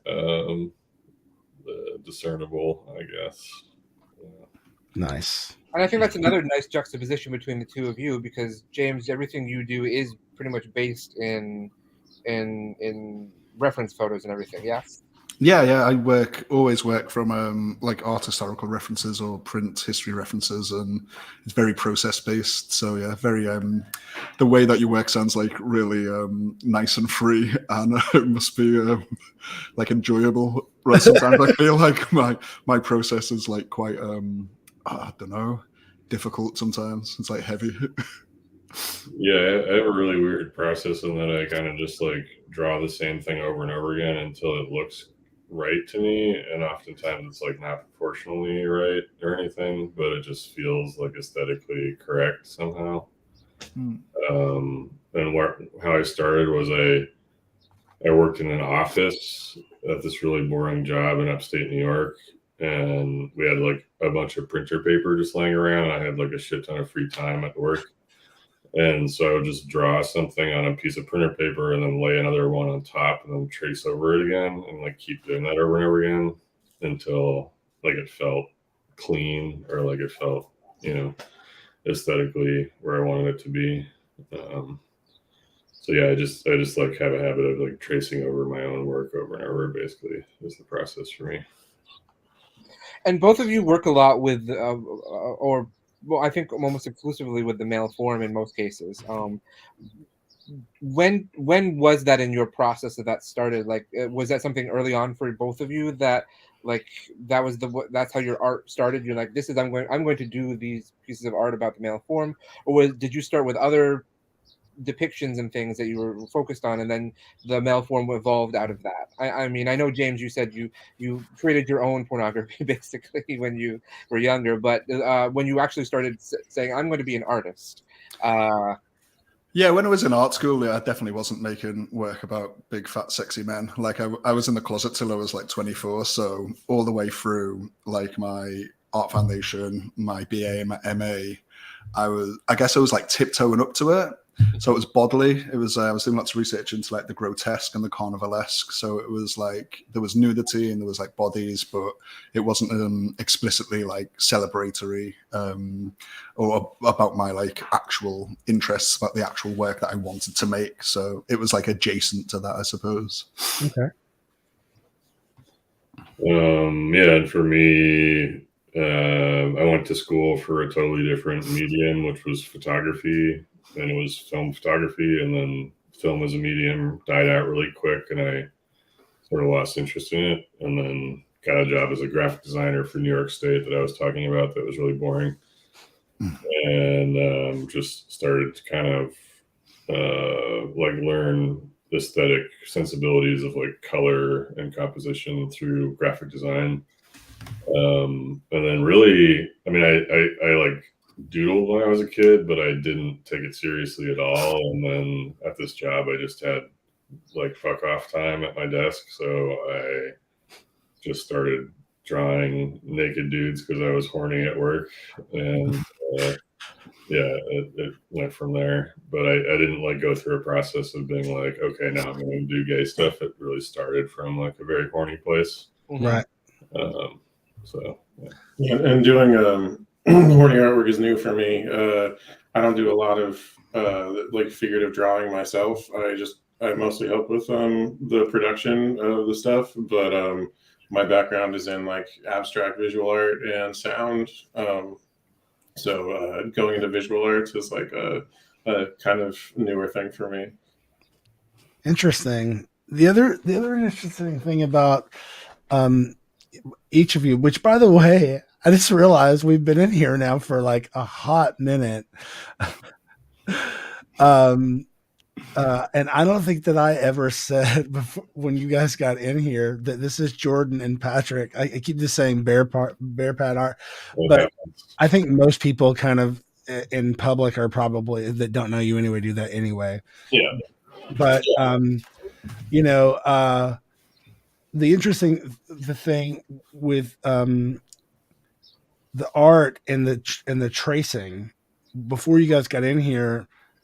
James we were talking about like how we first experienced pornography, and one of the things he was talking about was taking pornographic magazines home and then tracing over the bodies but turning them into fat people.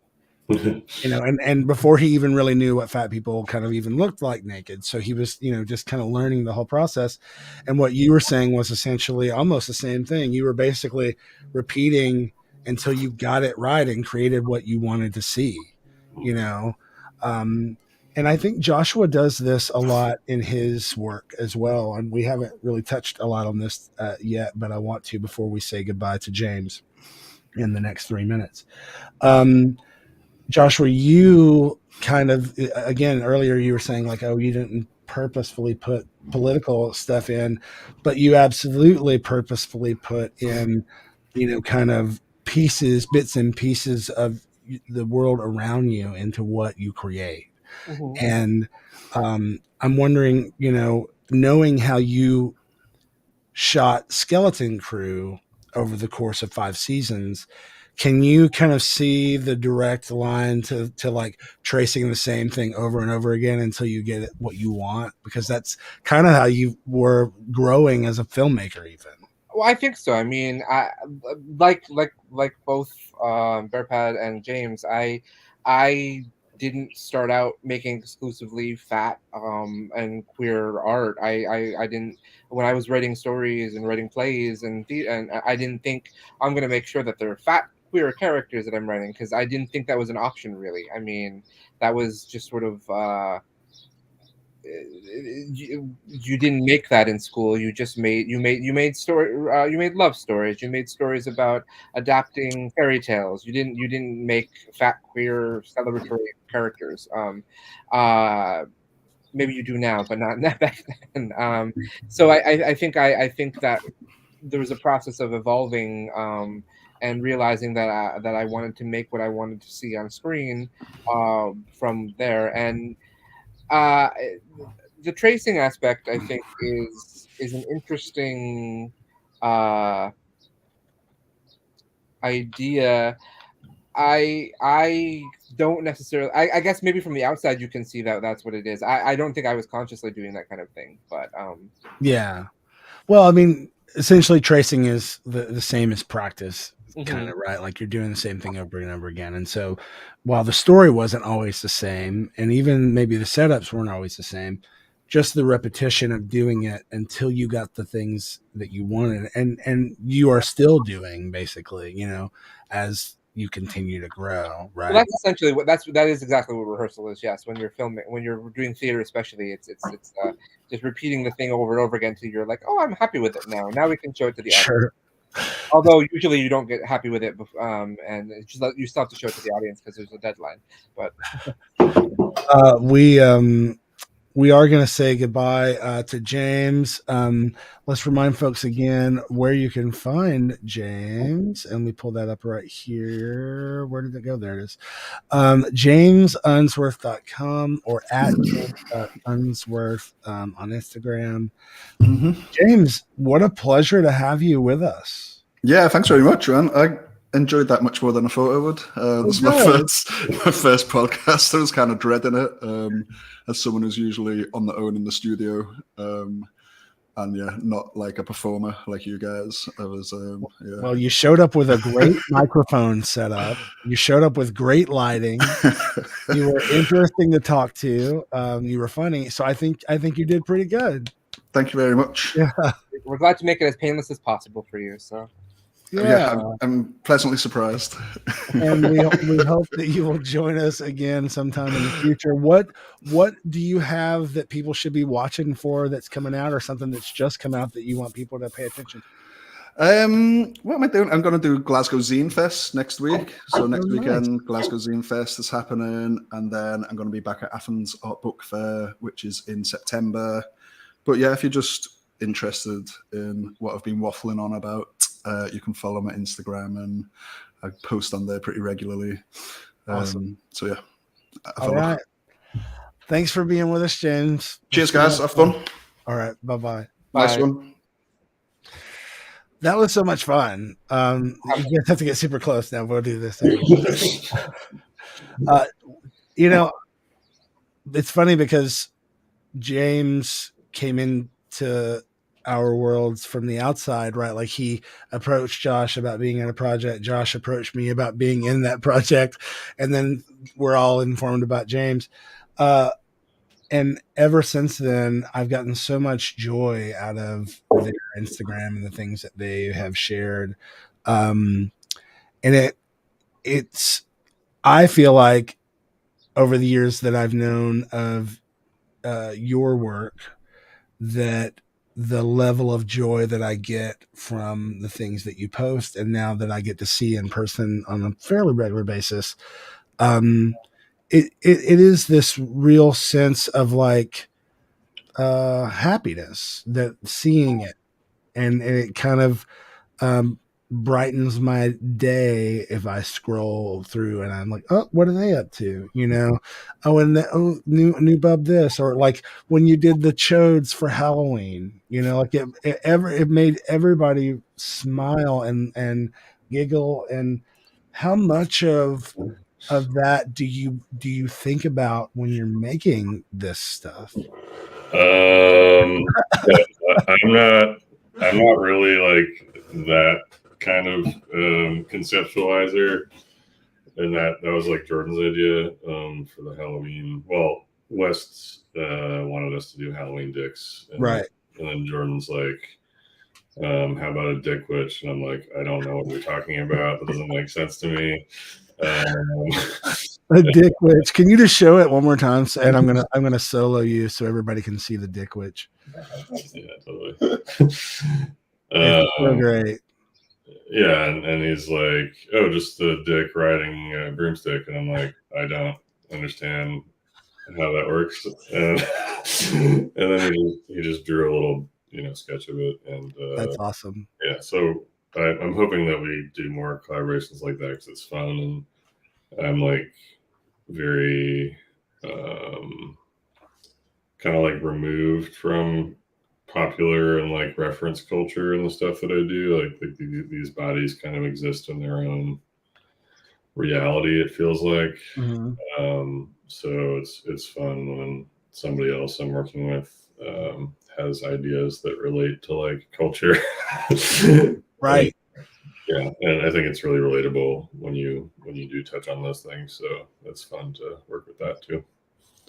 I totally forgot if you asked a question. It's fine. We got there. Let's kind of just rewind from where we are though, because kind of reintroduce yourselves one more time, and this time tell us how you met and when the stuff that you were putting out kind of became more collaborative, and how that works together. Yeah, I was doing this on my own for about I guess 8 years, and it was just really slow. Let our listeners know at home which one of you is speaking. Patrick. There you go. All right, great. Yeah, so I was doing it alone for 8 years, and it was just really slow, and I never really, and I still don't, I'm not very proactive about anything. So I just kind of respond to people saying like, can you do this? And then sure, I'll try to do it, Right. But then I don't know, you could say how you came in contact with me initially. Yeah, we started dating. We met over shared love of obscure video game called Kentucky Route Zero. It's like if David Lynch was a pretentious college kid who made video games. It's really good. Yeah, and then we started dating, and I saw what he was doing, and he asked for my help for a little bit, like tabling and helping with producing some of the art. And I was like, yeah, okay. And then I saw people's response to it, and people were so excited about it, and I was like, this is special. Like most people make art and then they put it out there and then no one cares. Like, this is different. like why aren't you doing this more? And he was like, oh, I guess I could. And yeah, we started producing art together, and I've been handling some of the logistical stuff of like connecting with people and getting us at more spots. Yeah, and just making stuff at a scale that I never thought or wasn't possible as a solo person, because like the first thing we like truly collaborated on was an installation at Lazy Bear in 2021. Yes. Okay. And they were 12 feet tall, and the maximum that I had ever done was 8 feet, which is the size of a wood plywood board. And that's something I can manage on my own, like physically, but when you get past that, like you need help, and so that was like our first big collaboration, and it just set a precedence for like, oh, we could actually just do anything now because there's two people working on it at the same time. So awesome. So the installation thing is something that Joshua and I wanted to chat about with you. You have become now known really for these installations of the Bubs in different spaces. Like, for instance, we almost got to connect when you were in Austin, Patrick. I don't know. Was Jordan, were you here then too? Yeah. Okay, gotcha. And so we almost got to connect then because you were here for Outfest, I believe. Outsider Fest. Outsider Fest. And then you ended up auctioning off some of the Bubs, but then two of the Bubs ended up living now at Iron Bear. Yeah. So every time I go into Iron Bear, I now, there's but you have done gallery shows. I've seen some gallery show pictures and things that you've done, but you seem to be, really finding a real kind of strong streak of installations that you've been doing. Do you feel like that's really what you're more drawn to than the gallery experience? Yeah, definitely. Like it seems goofy, like content wise, but we really do have like a philosophical reason for what we're doing, which is to try to like diversify queer spaces.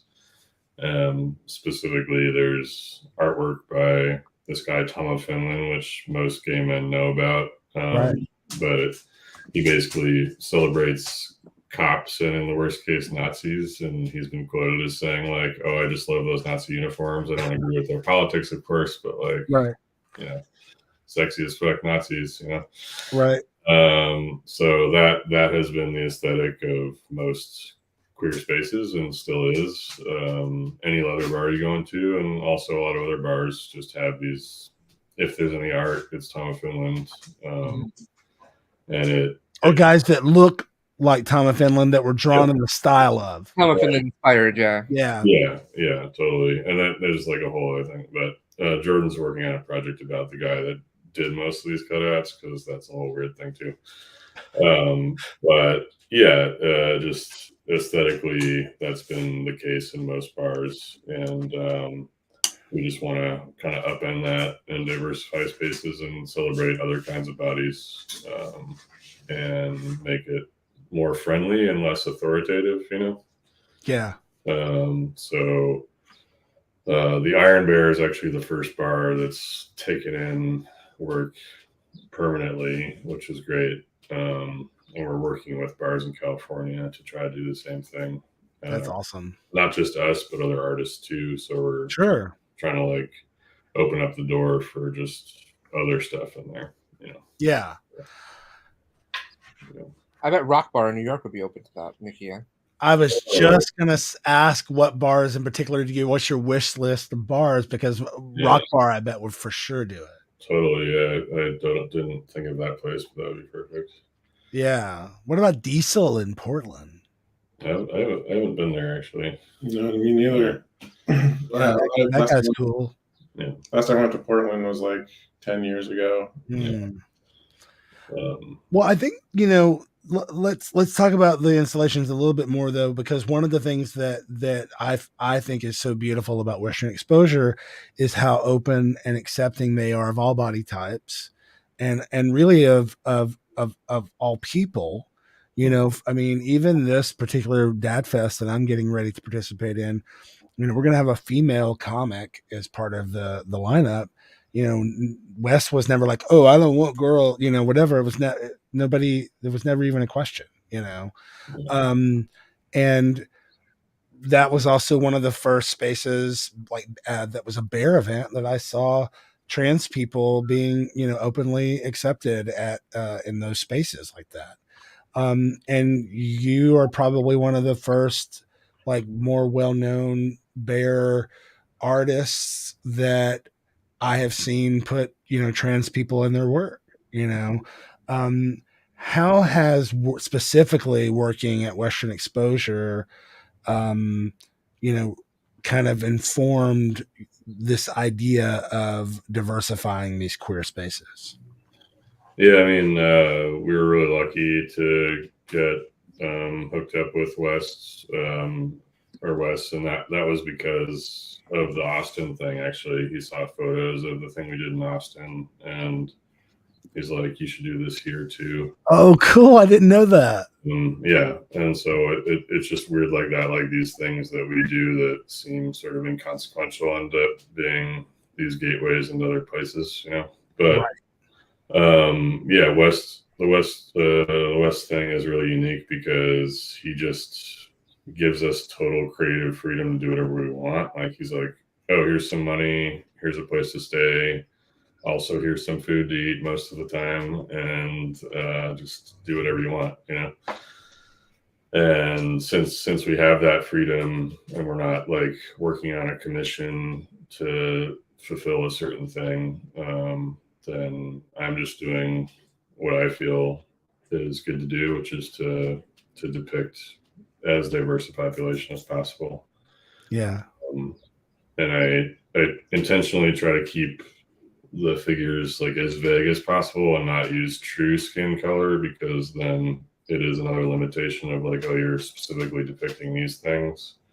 Right. And this way people can kind of see themselves in this more abstract representation. And then, like you said, of course, like depicting trans people as much as possible, because trans men, it turns out, when you take testosterone, you tend to gain weight and get really hairy. So like a lot of trans dudes end up being bears. And I think the biggest community of trans men, it seems to be in the bear community. So yeah, for sure.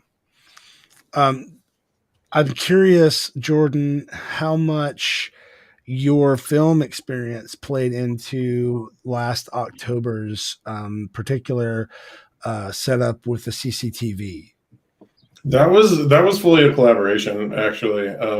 We're both fans of the Fluxus art movement, and tell us what that means. It's like what does that mean? Just abstract art from like the 60s and 70s that was like film and video and conceptual based. The biggest artist of that era is Namjoon Paik, who did like a lot of CRT work, and most of the art in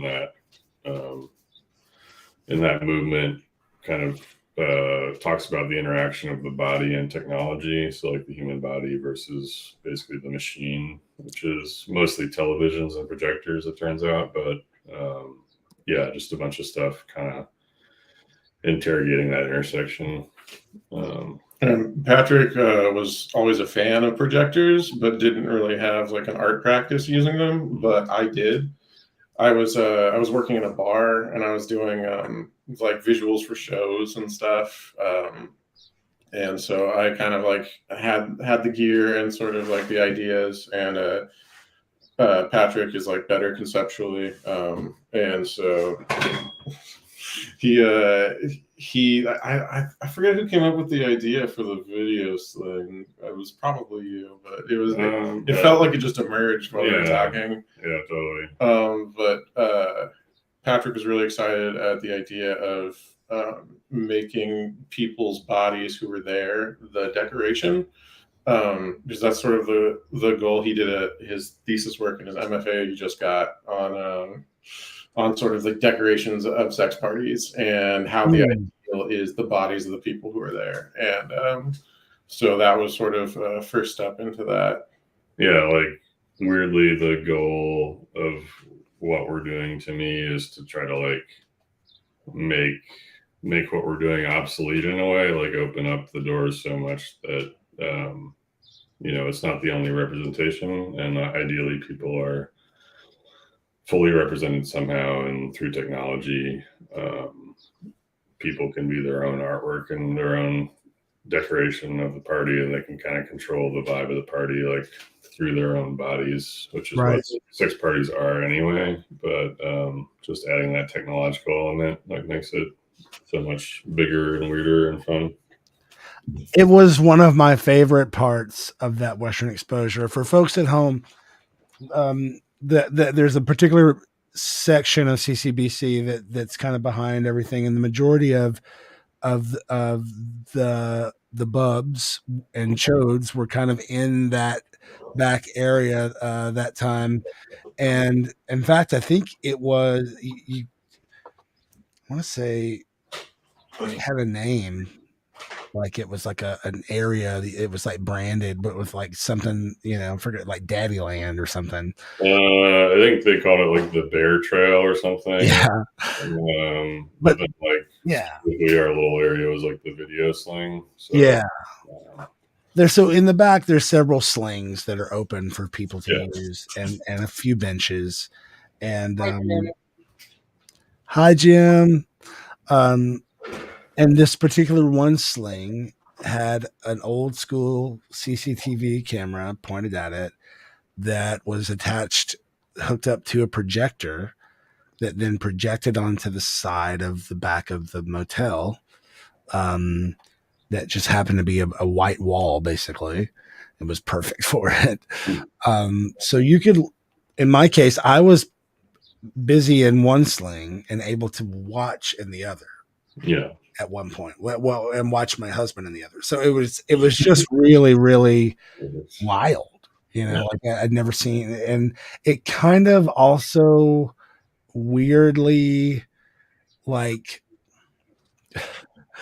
it almost kind of weirdly was also the equivalent of like window shopping, because you could kind of see who was in the sling when you were walking by. So you could kind of be like, well, do I want to wait around and like try to take a turn, or whatever. And so it kind of, I don't know, it was very interactive, and it was very unexpected because I'd been to a couple of these at this point and I was not expecting that at all. Was that, why was it just like the one-off thing as part of what you were exploring with your MFA, or do you think you'll do it again? Well, so we did that at Western Exposure twice, and while I was in school, I just finished, I considered all that stuff part of my research or part of my practice. Right. And so like we would go to these sex parties and I'd just be like thinking about how this relates to the thesis I was writing. And that experiment with it was a night vision camera, was really cool, but I also noticed that it didn't display all bodies the same. If you had darker skin, it didn't pick you up as much as people with lighter skin. So it was still sort of race biased in that way. And I thought, like, what could I do to equalize that a little bit more? Sure. And I found this technology with a thermal camera, which just recognizes body heat. And then my thesis project at school became hanging a sex sling in a gallery at school and pointing a thermal camera down at the sling. So whoever got in the sling, and it wasn't a sexual situation, it was more just a playful gallery exhibition. Whoever got in the sling their body heat was projected on the wall instead of just this kind of like grainy, biased night vision camera. Wow. So if we were to do it again, I think using a thermal camera, which is also a lot more colorful and like in line with what we do anyway, would be really cool. But sorry, there's a dog in here. The university paid for the thermal camera, and I don't have it anymore. So hopefully we can raise for that, and we can get that going in a bigger way at the next CCBC.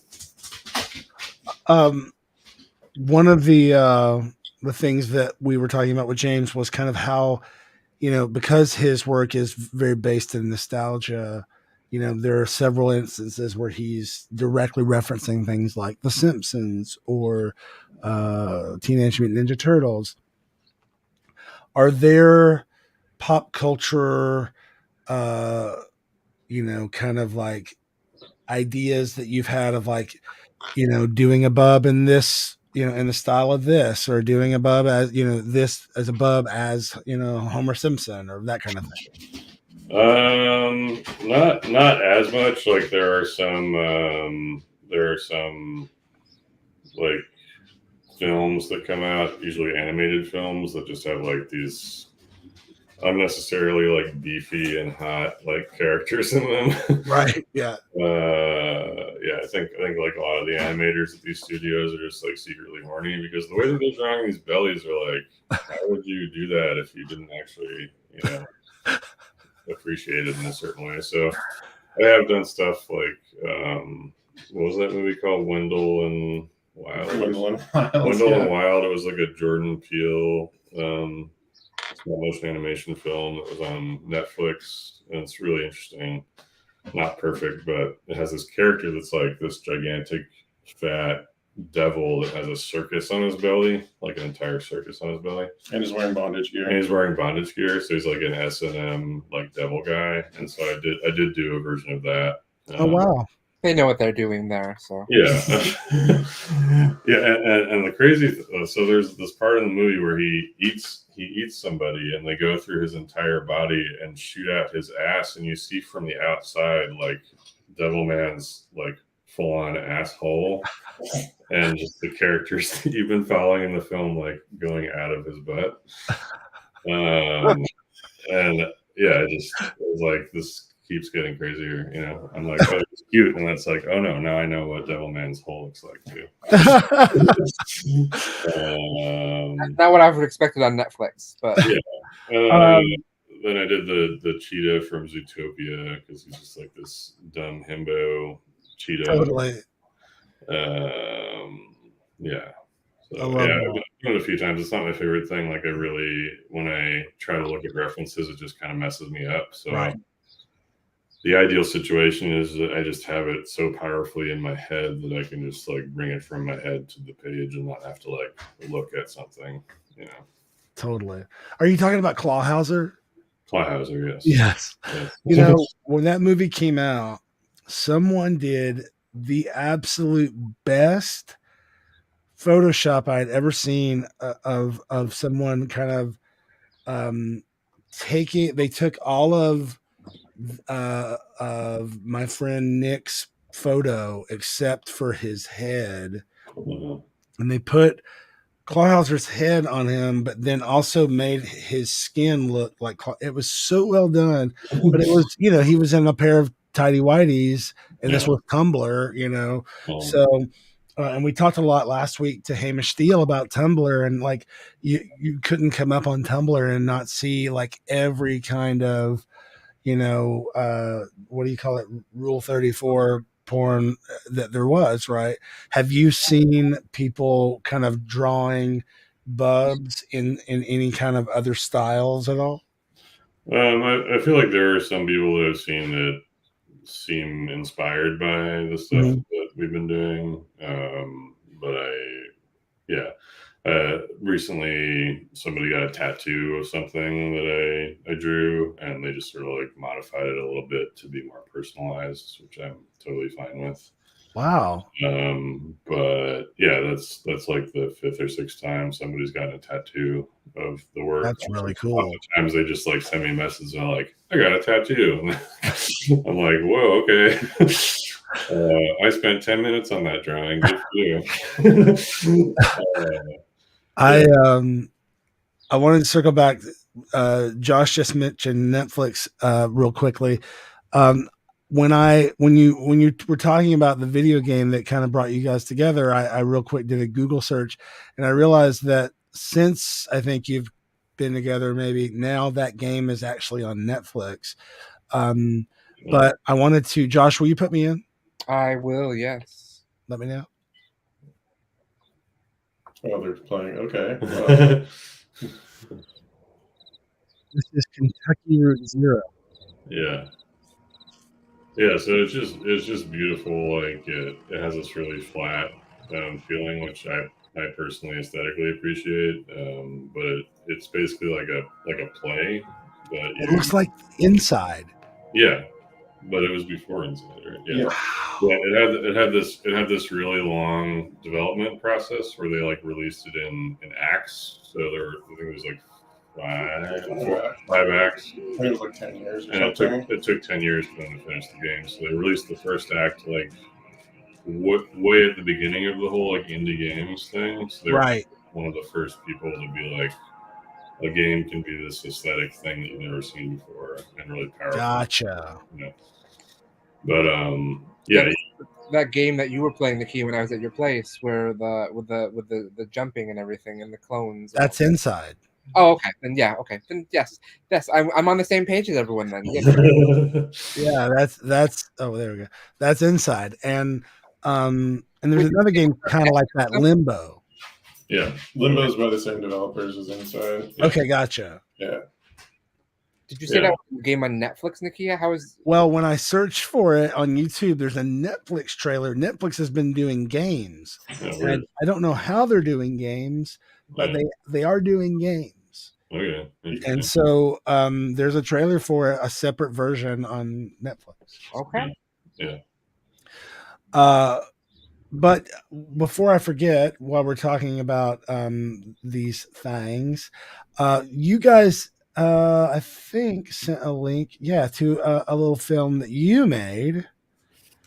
And I want to pull that up. Yeah, so again, like I went to school for photography and sort of video, and so that's like my undergraduate education is like the moving image and photography and composition that way. And so I've always loved that, and we do kind of go back on that sometimes and just do these like little weird projects together. And during the pandemic, we ran a queer video showcase on Twitch, like a lot of people were doing, like with drag bars and stuff, to kind of keep queer culture alive. Mm-hmm. And so this project was a result of one of those. Like we'd have these showcases, and we'd always contribute one, and then we'd take submissions from a dozen other people too. So cool. And this is called A Boy Goes Fishing. Yeah. All right. Well, let's take a look. This is 3 minutes and 29 seconds long. So stick with us. We'll be right back after A Boy Goes Fishing.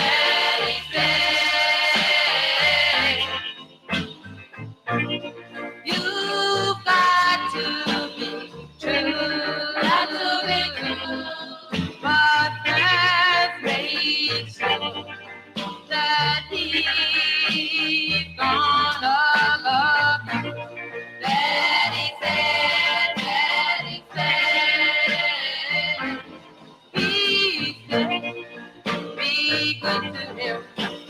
Make him love you. Make him love you more and more each day. My daddy said, if I should wait with a heart that's aching to fall after all, Daddy said, Daddy said. My daddy told me, always be true. But first, make sure he loves you. But don't cry if you wake up in the morning and he's gone. Hold back your tears. My daddy said, my daddy said, if I should wait with a heart full of pain to fall after all, Daddy said, Daddy said, he said, Daddy said, Daddy said, he said, Daddy said.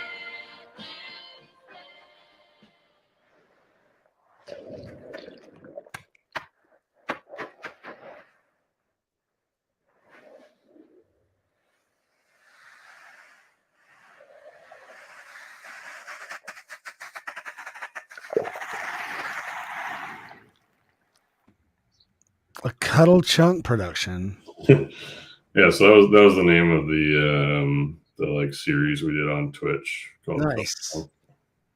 And we still have that name and everything, and we might go back to it eventually. It was very, very cute. Yeah, it was very, very cute. So I'm guessing then, Patrick, you were behind the camera? Yeah, except for the part where I come out of the water in blue jeans, which was a bad idea. No, I love it. I thought it was great, but it must have been really, really hard to walk around. Yeah. Yeah. I thought it would be worth showing here that we have a connection to one of your daddies from the sea. Oh yeah. It's muted. It's Jason. I don't do private gigs. Well, then give me my money back. Turn it up. Yeah, small bear world. Instead of standing here and talk all night, we're gonna go upstairs to my apartment. Look. This is from season 5 of Skeleton Crew. It can wait a few hours while you go and make a grieving family a little happier. Listen, I didn't back out of that party early just so we can stand around while your stalker hunts you down and whines. I am not a stalker. We'll be on the finish line. Just give me a second. These captions are wrong. Maybe. I can maintain my dignity and not do this private gig. And still do you a solid. But it really depends. When was that? When did we film that? When did we film that? We filmed that in 2019. Wow. October of 2019. It feels so long ago. It was. It was 4 years. Yeah, It was but almost 4 years. This, plus I'm seeing a different face. So yes, I understand. I don't look like when I see my jaw from that side now since the surgery, it's like I don't even know. Well, it's like seeing a different face. It is. Well, plus when you add in the weight loss, it's so wild. Yeah. Guys, I'm really, really glad that you were able to join us today. I have had tons of questions about the work for years. Obviously, Patrick, I think Jordan, you know this too, that the way I came into knowing about you was through Big Boy Vintage. In fact, Robert wore that shirt, which no longer fits me, to when we were viewing houses the other day. Yeah, it was very cute. I was like, oh, and that was kind of a one-off shirt that you did for Rudy, I believe. And it's super cute. And this is, before you met Jordan. And I don't even think that was really you in the image either, was it? No, yeah. So Rudy was also kind of a horny inspiration because we were hanging out and fucking around when I lived on the West Coast in LA. I knew him and Graham and all those other people. Right. And so he was like randomly texting me while I was at work at this job where I had way too much time. And he would just like get me all riled up and then I'd like draw something. Right. And one of the first things I drew for him was like a dream that he had of me like fucking him over a log in the woods or something. And I'm like, oh, this feels really good. This looks cool. Right. And then I posted it on Tumblr and then people were like, oh, this is really cool. And I just kept posting it. But then he asked me, he's like, oh, you can draw now. So like draw me a t-shirt, And I was like, okay. So I did that. And then I kept doing t-shirts. I love it. What's on your horizon? What are you focusing on right now? So we just did a new t-shirt design. Oh, it's at the shop being printed right now. Is it a t-shirt of a giant dick? So it's actually chubby guys, which is unusual for us. Oh my gosh, the mushroom show. Yeah. No, it's we're going to be selling it we have a few events coming up this summer that we're going to be selling it at. Then it might make it on the store. But this was a whole other thing. The inflatables. The inflatables are great, and you've got a new one, right? Yeah, that was the new one. But we have two more that are smaller than that. So gotcha. The giant mushroom, which we project visuals on again. That was the tattoo I was talking about earlier. Oh, that just popped up on my Facebook. Somebody else posted that earlier. Yeah, and then if you go to the next frame on that, like if you go to that image, the tattoo one, and you go original of his name is Buffalo Belzer, and he like has a circus on his belly. That's the whole thing. That's the demon from the Netflix movie. Yeah. So yeah, but yeah, we've been getting into inflatables because I love like large scale stuff, and I think like these queer things should be like as large and noticeable as possible and just take up space. And inflatables are so quick to set up. You just plug them in and they inflate in like 3 minutes, and they just have such a huge visual impact. So Joseph. The eventual goal is to do like a big bub inflatable, but that's harder to design. So. There is a guest that'll be on the show soon, Chris Grace. Oh, cool. Nice. Yeah. We love Chris. Also a Western Exposure friend. Mm-hmm. Do you guys feel like that there's a sense of community at Western Exposure? Totally, yeah. And it's like the most laid back, like no pressure, sex positive situation I've been in, where it's like, if you want to do stuff, there's plenty of stuff to do. But if you just hang out by the pool, that's absolutely an option as well. And so I think it's a really good introduction for a lot of people into like more like diverse sexual space. And sex parties and sex clubs like Steamworks can be really intimidating, even for me. Like I don't really like places that are just for one thing. So I think when it's a mixed environment, it's really, really powerful. They can kind of like ease into something and just as easily ease out of it, Yeah, one thing that I've noticed at a lot of bear events is a lot of people love to like show off their cute outfits and like, you know, like walk strut around like looking super cute.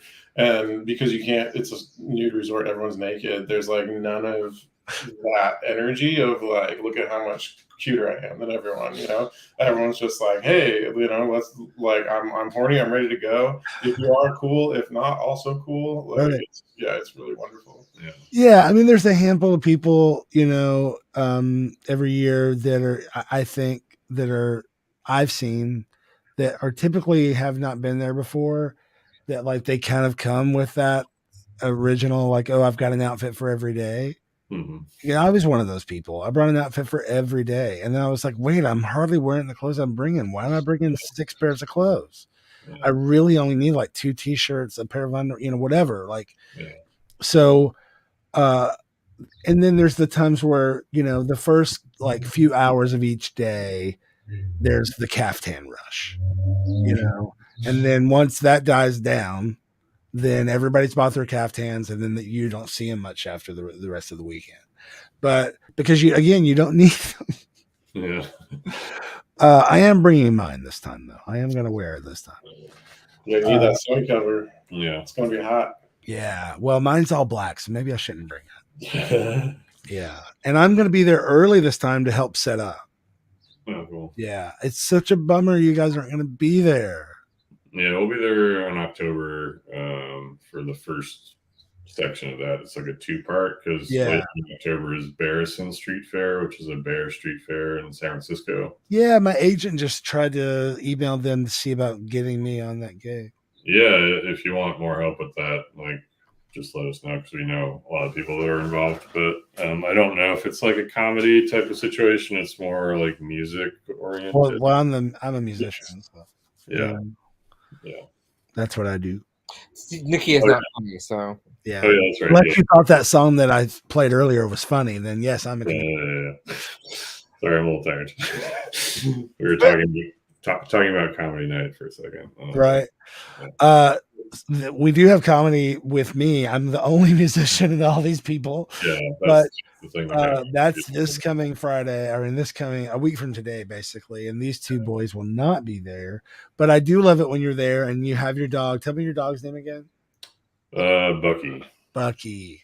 Yeah, his birthday is today. He's 13 years old. Oh, happy birthday, Bucky.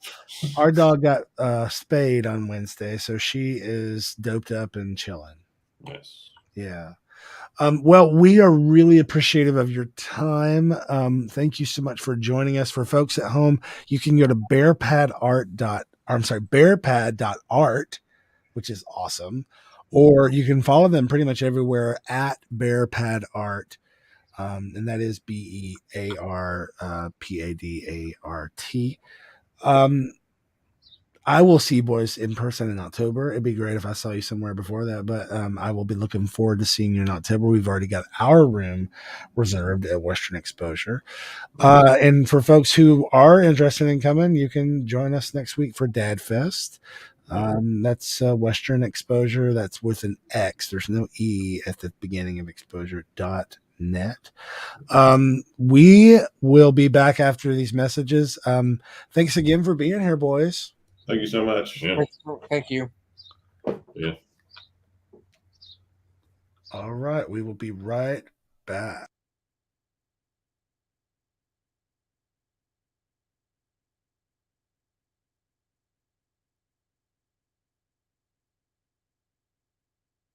Sound is speeding, cameras are rolling.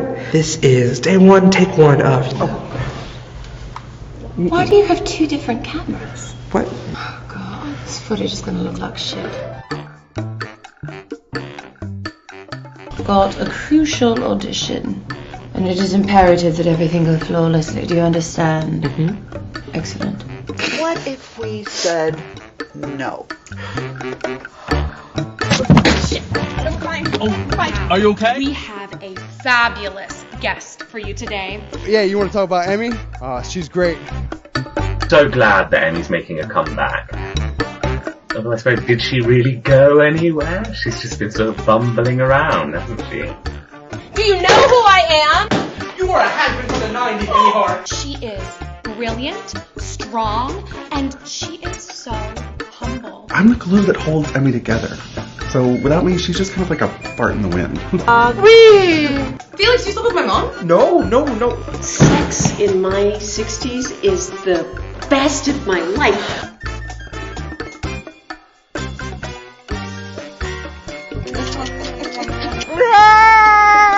What the are you doing? You have chlamydia and gonorrhea. Well, I already know that. What's the good news? Emmy, you need these eye drops because of your drug problem. Look at how red your eyes are. Oh my god. I'm overcome with emotion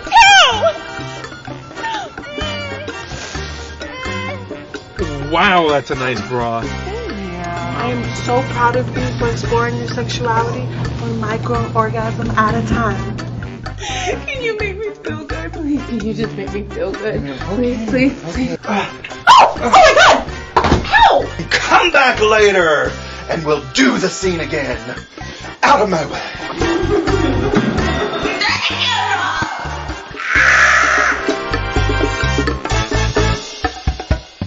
Can't wait. You don't got the way, you can watch it at theartofblowingattheseries.com. Thank you. What a treat. What a great show today. It was a lovely show. It was really, really great. I had a great time meeting Bearpad. I hadn't known them before. I knew of their work, but I had never met them. And then I knew James, but I had never spoken to him in person. So He was quite lovely. He was. I thought he was for his first podcast. He was fabulous. He was a natural. I agree. Yeah, it kind of makes me want to start another podcast with him and him and Bearpad, where we just talk about the influences of pornography in culture and gay and queer life. Like, I don't know, there's so much pornography informs so much of what I experienced. Not even like gay pornography. There was mostly straight pornography, to be honest. Just because that's all that was available. But it had such a profound effect on how I view bodies, my own body image. There's so many things to unpack about it. There's a great podcast. It's not really a podcast. I guess it is. Yeah. It's called The Butterfly Effect, and it's on Amazon Prime.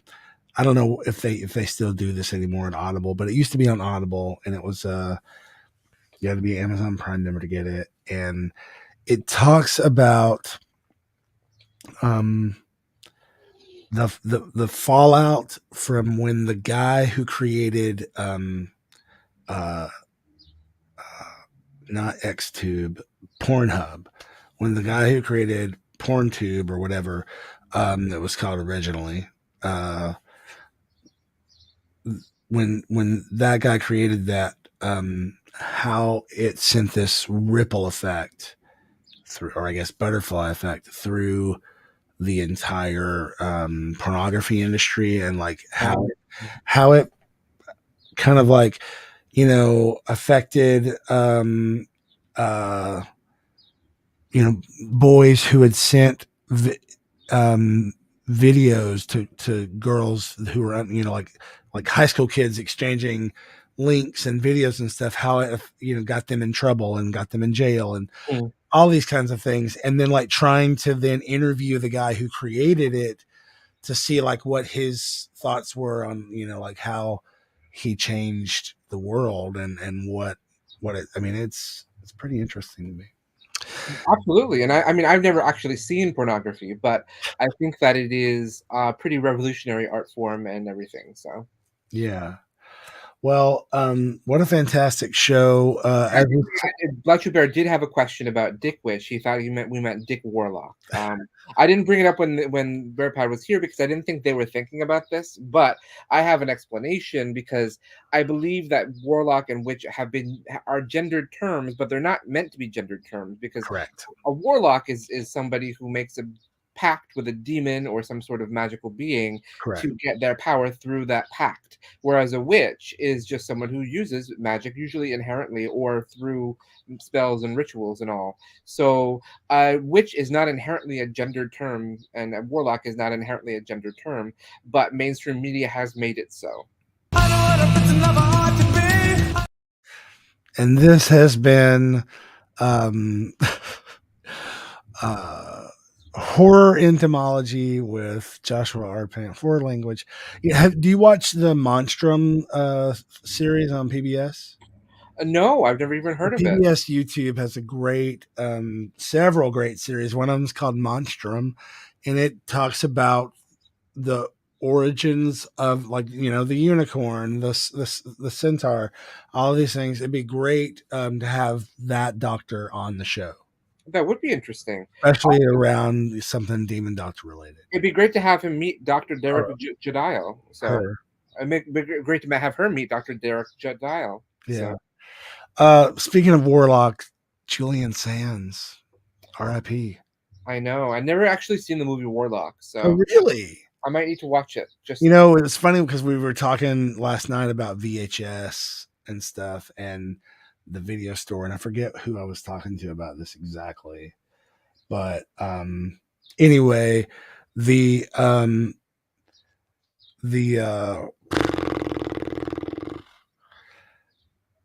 movie Warlock was a huge, like, always rented out in the 90s. It was never in stock. It was always rented. Interesting. Yeah, it was very popular at the time. It was one of the first kind of big VHS horror movies that around that time when it was really peaking. But yeah, I mean, I don't know. I feel like, you know, they've known for a long time that there's no way he could have been alive.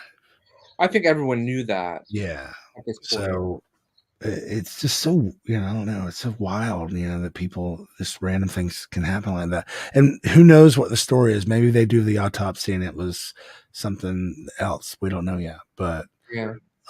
Pretty wild. Lots of weird stuff in the world these days. And I'm glad that we make it a little weirder in the best way. What is this here? Blushy Bear says this is why we should stay independent. This is in reference to the streaming networks. So, oh, gotcha. And he's right about that. I mean, a lot of shows, if you think about it, they don't really get their audience until the second season, sometimes the third season even. Like Buffy is a great example. That show didn't really take off until the second season. I think if you, I mean, look at Lucifer. Lucifer is a show that didn't catch on until 2 or 3, and then it moved to a new network and got a whole new life because of Netflix. And right. So yeah, so it's now it's one and done, because if you don't get your audience in that first episode, then they consider you a write-off and it's time to remove you. And that's just not how art works, and that's not how people enjoy it. So not in television format. Yeah. One and done works for collectibles. But even for movies too, like movies, it doesn't work that way. Like sometimes a movie will be not very successful in the cinema, and then it goes to home video, and it's like, oh, everyone loved this movie. Everyone, right. So, well, thanks for everybody for tuning in. We will be back on Monday night. This coming Monday, July 3rd. We'll have Big Dipper and Dominic Burgess joining us. Really excited about this one. We got lots of stuff to talk to both of them about. Big Dipper, of course, fantastic musician, rap artist, hip hop artist, and really lately has become kind of a podcast celebrity, if you will. You know, really producing podcasts as well as, you know, hosting various podcasts, most notably Sloppy Pod with Meatball. So we'll get into all that. And then Dominic Burgess, who is really kind of a prolific, you know, plus size actor. You know, I mean, everything. He's done it all. You know, he's been in. Isn't he also in the MCU and the DCU? Like, well, he was in the Flash TV series, right? I don't know if he's in the MCU. He did an Agents of S.H.I.E.L.D. as well, maybe. I'd have to take a look and see, but I don't think he did. All right, we gotta review this before Monday, and then just looking forward beyond that, we'll be airing this episode on July 10th, since I will be at Tanya Tucker's Austin City Limits taping. July 17th, we've got Chris Grace here to talk about his big hit show that just won a bunch of awards during Hollywood Fringe Fest in Los Angeles. Chris Grace is going to be with us, and then Mark Eugene Garcia, who just published another play. I mean, he just can't stop. He won't stop. Can't stop, won't stop, and he's also the star of Demon Doctor, our wonderful show on SideKick Productions. That's correct. And then we have not fully booked out the 24th, but we do have the first guest booked for the 24th. We'll keep you posted on that. Let us know in the comments who you want to see, or add us on social media. I am at Nakia. I am at SideKick Productions. And we will be seeing y'all on Monday night. Thanks again to everybody who has become a member of the Crooniverse over at patreon.com/SideKick Productions, where we post pretty much everything that we do. Thank you, Jim. Jim. We post pretty much everything we do over there first, and you get to see it all over there everywhere. And you can join for as little as $3 a month. We'd love to have you, and it means a lot. And join our Discord. Yeah, once you join the Patreon, you'll get access to the Discord. So, looking forward to seeing you over there. Thanks again, Josh, for a great show. Thank you for having me, and thank you for this wonderful day. All right, talk to you soon. Bye.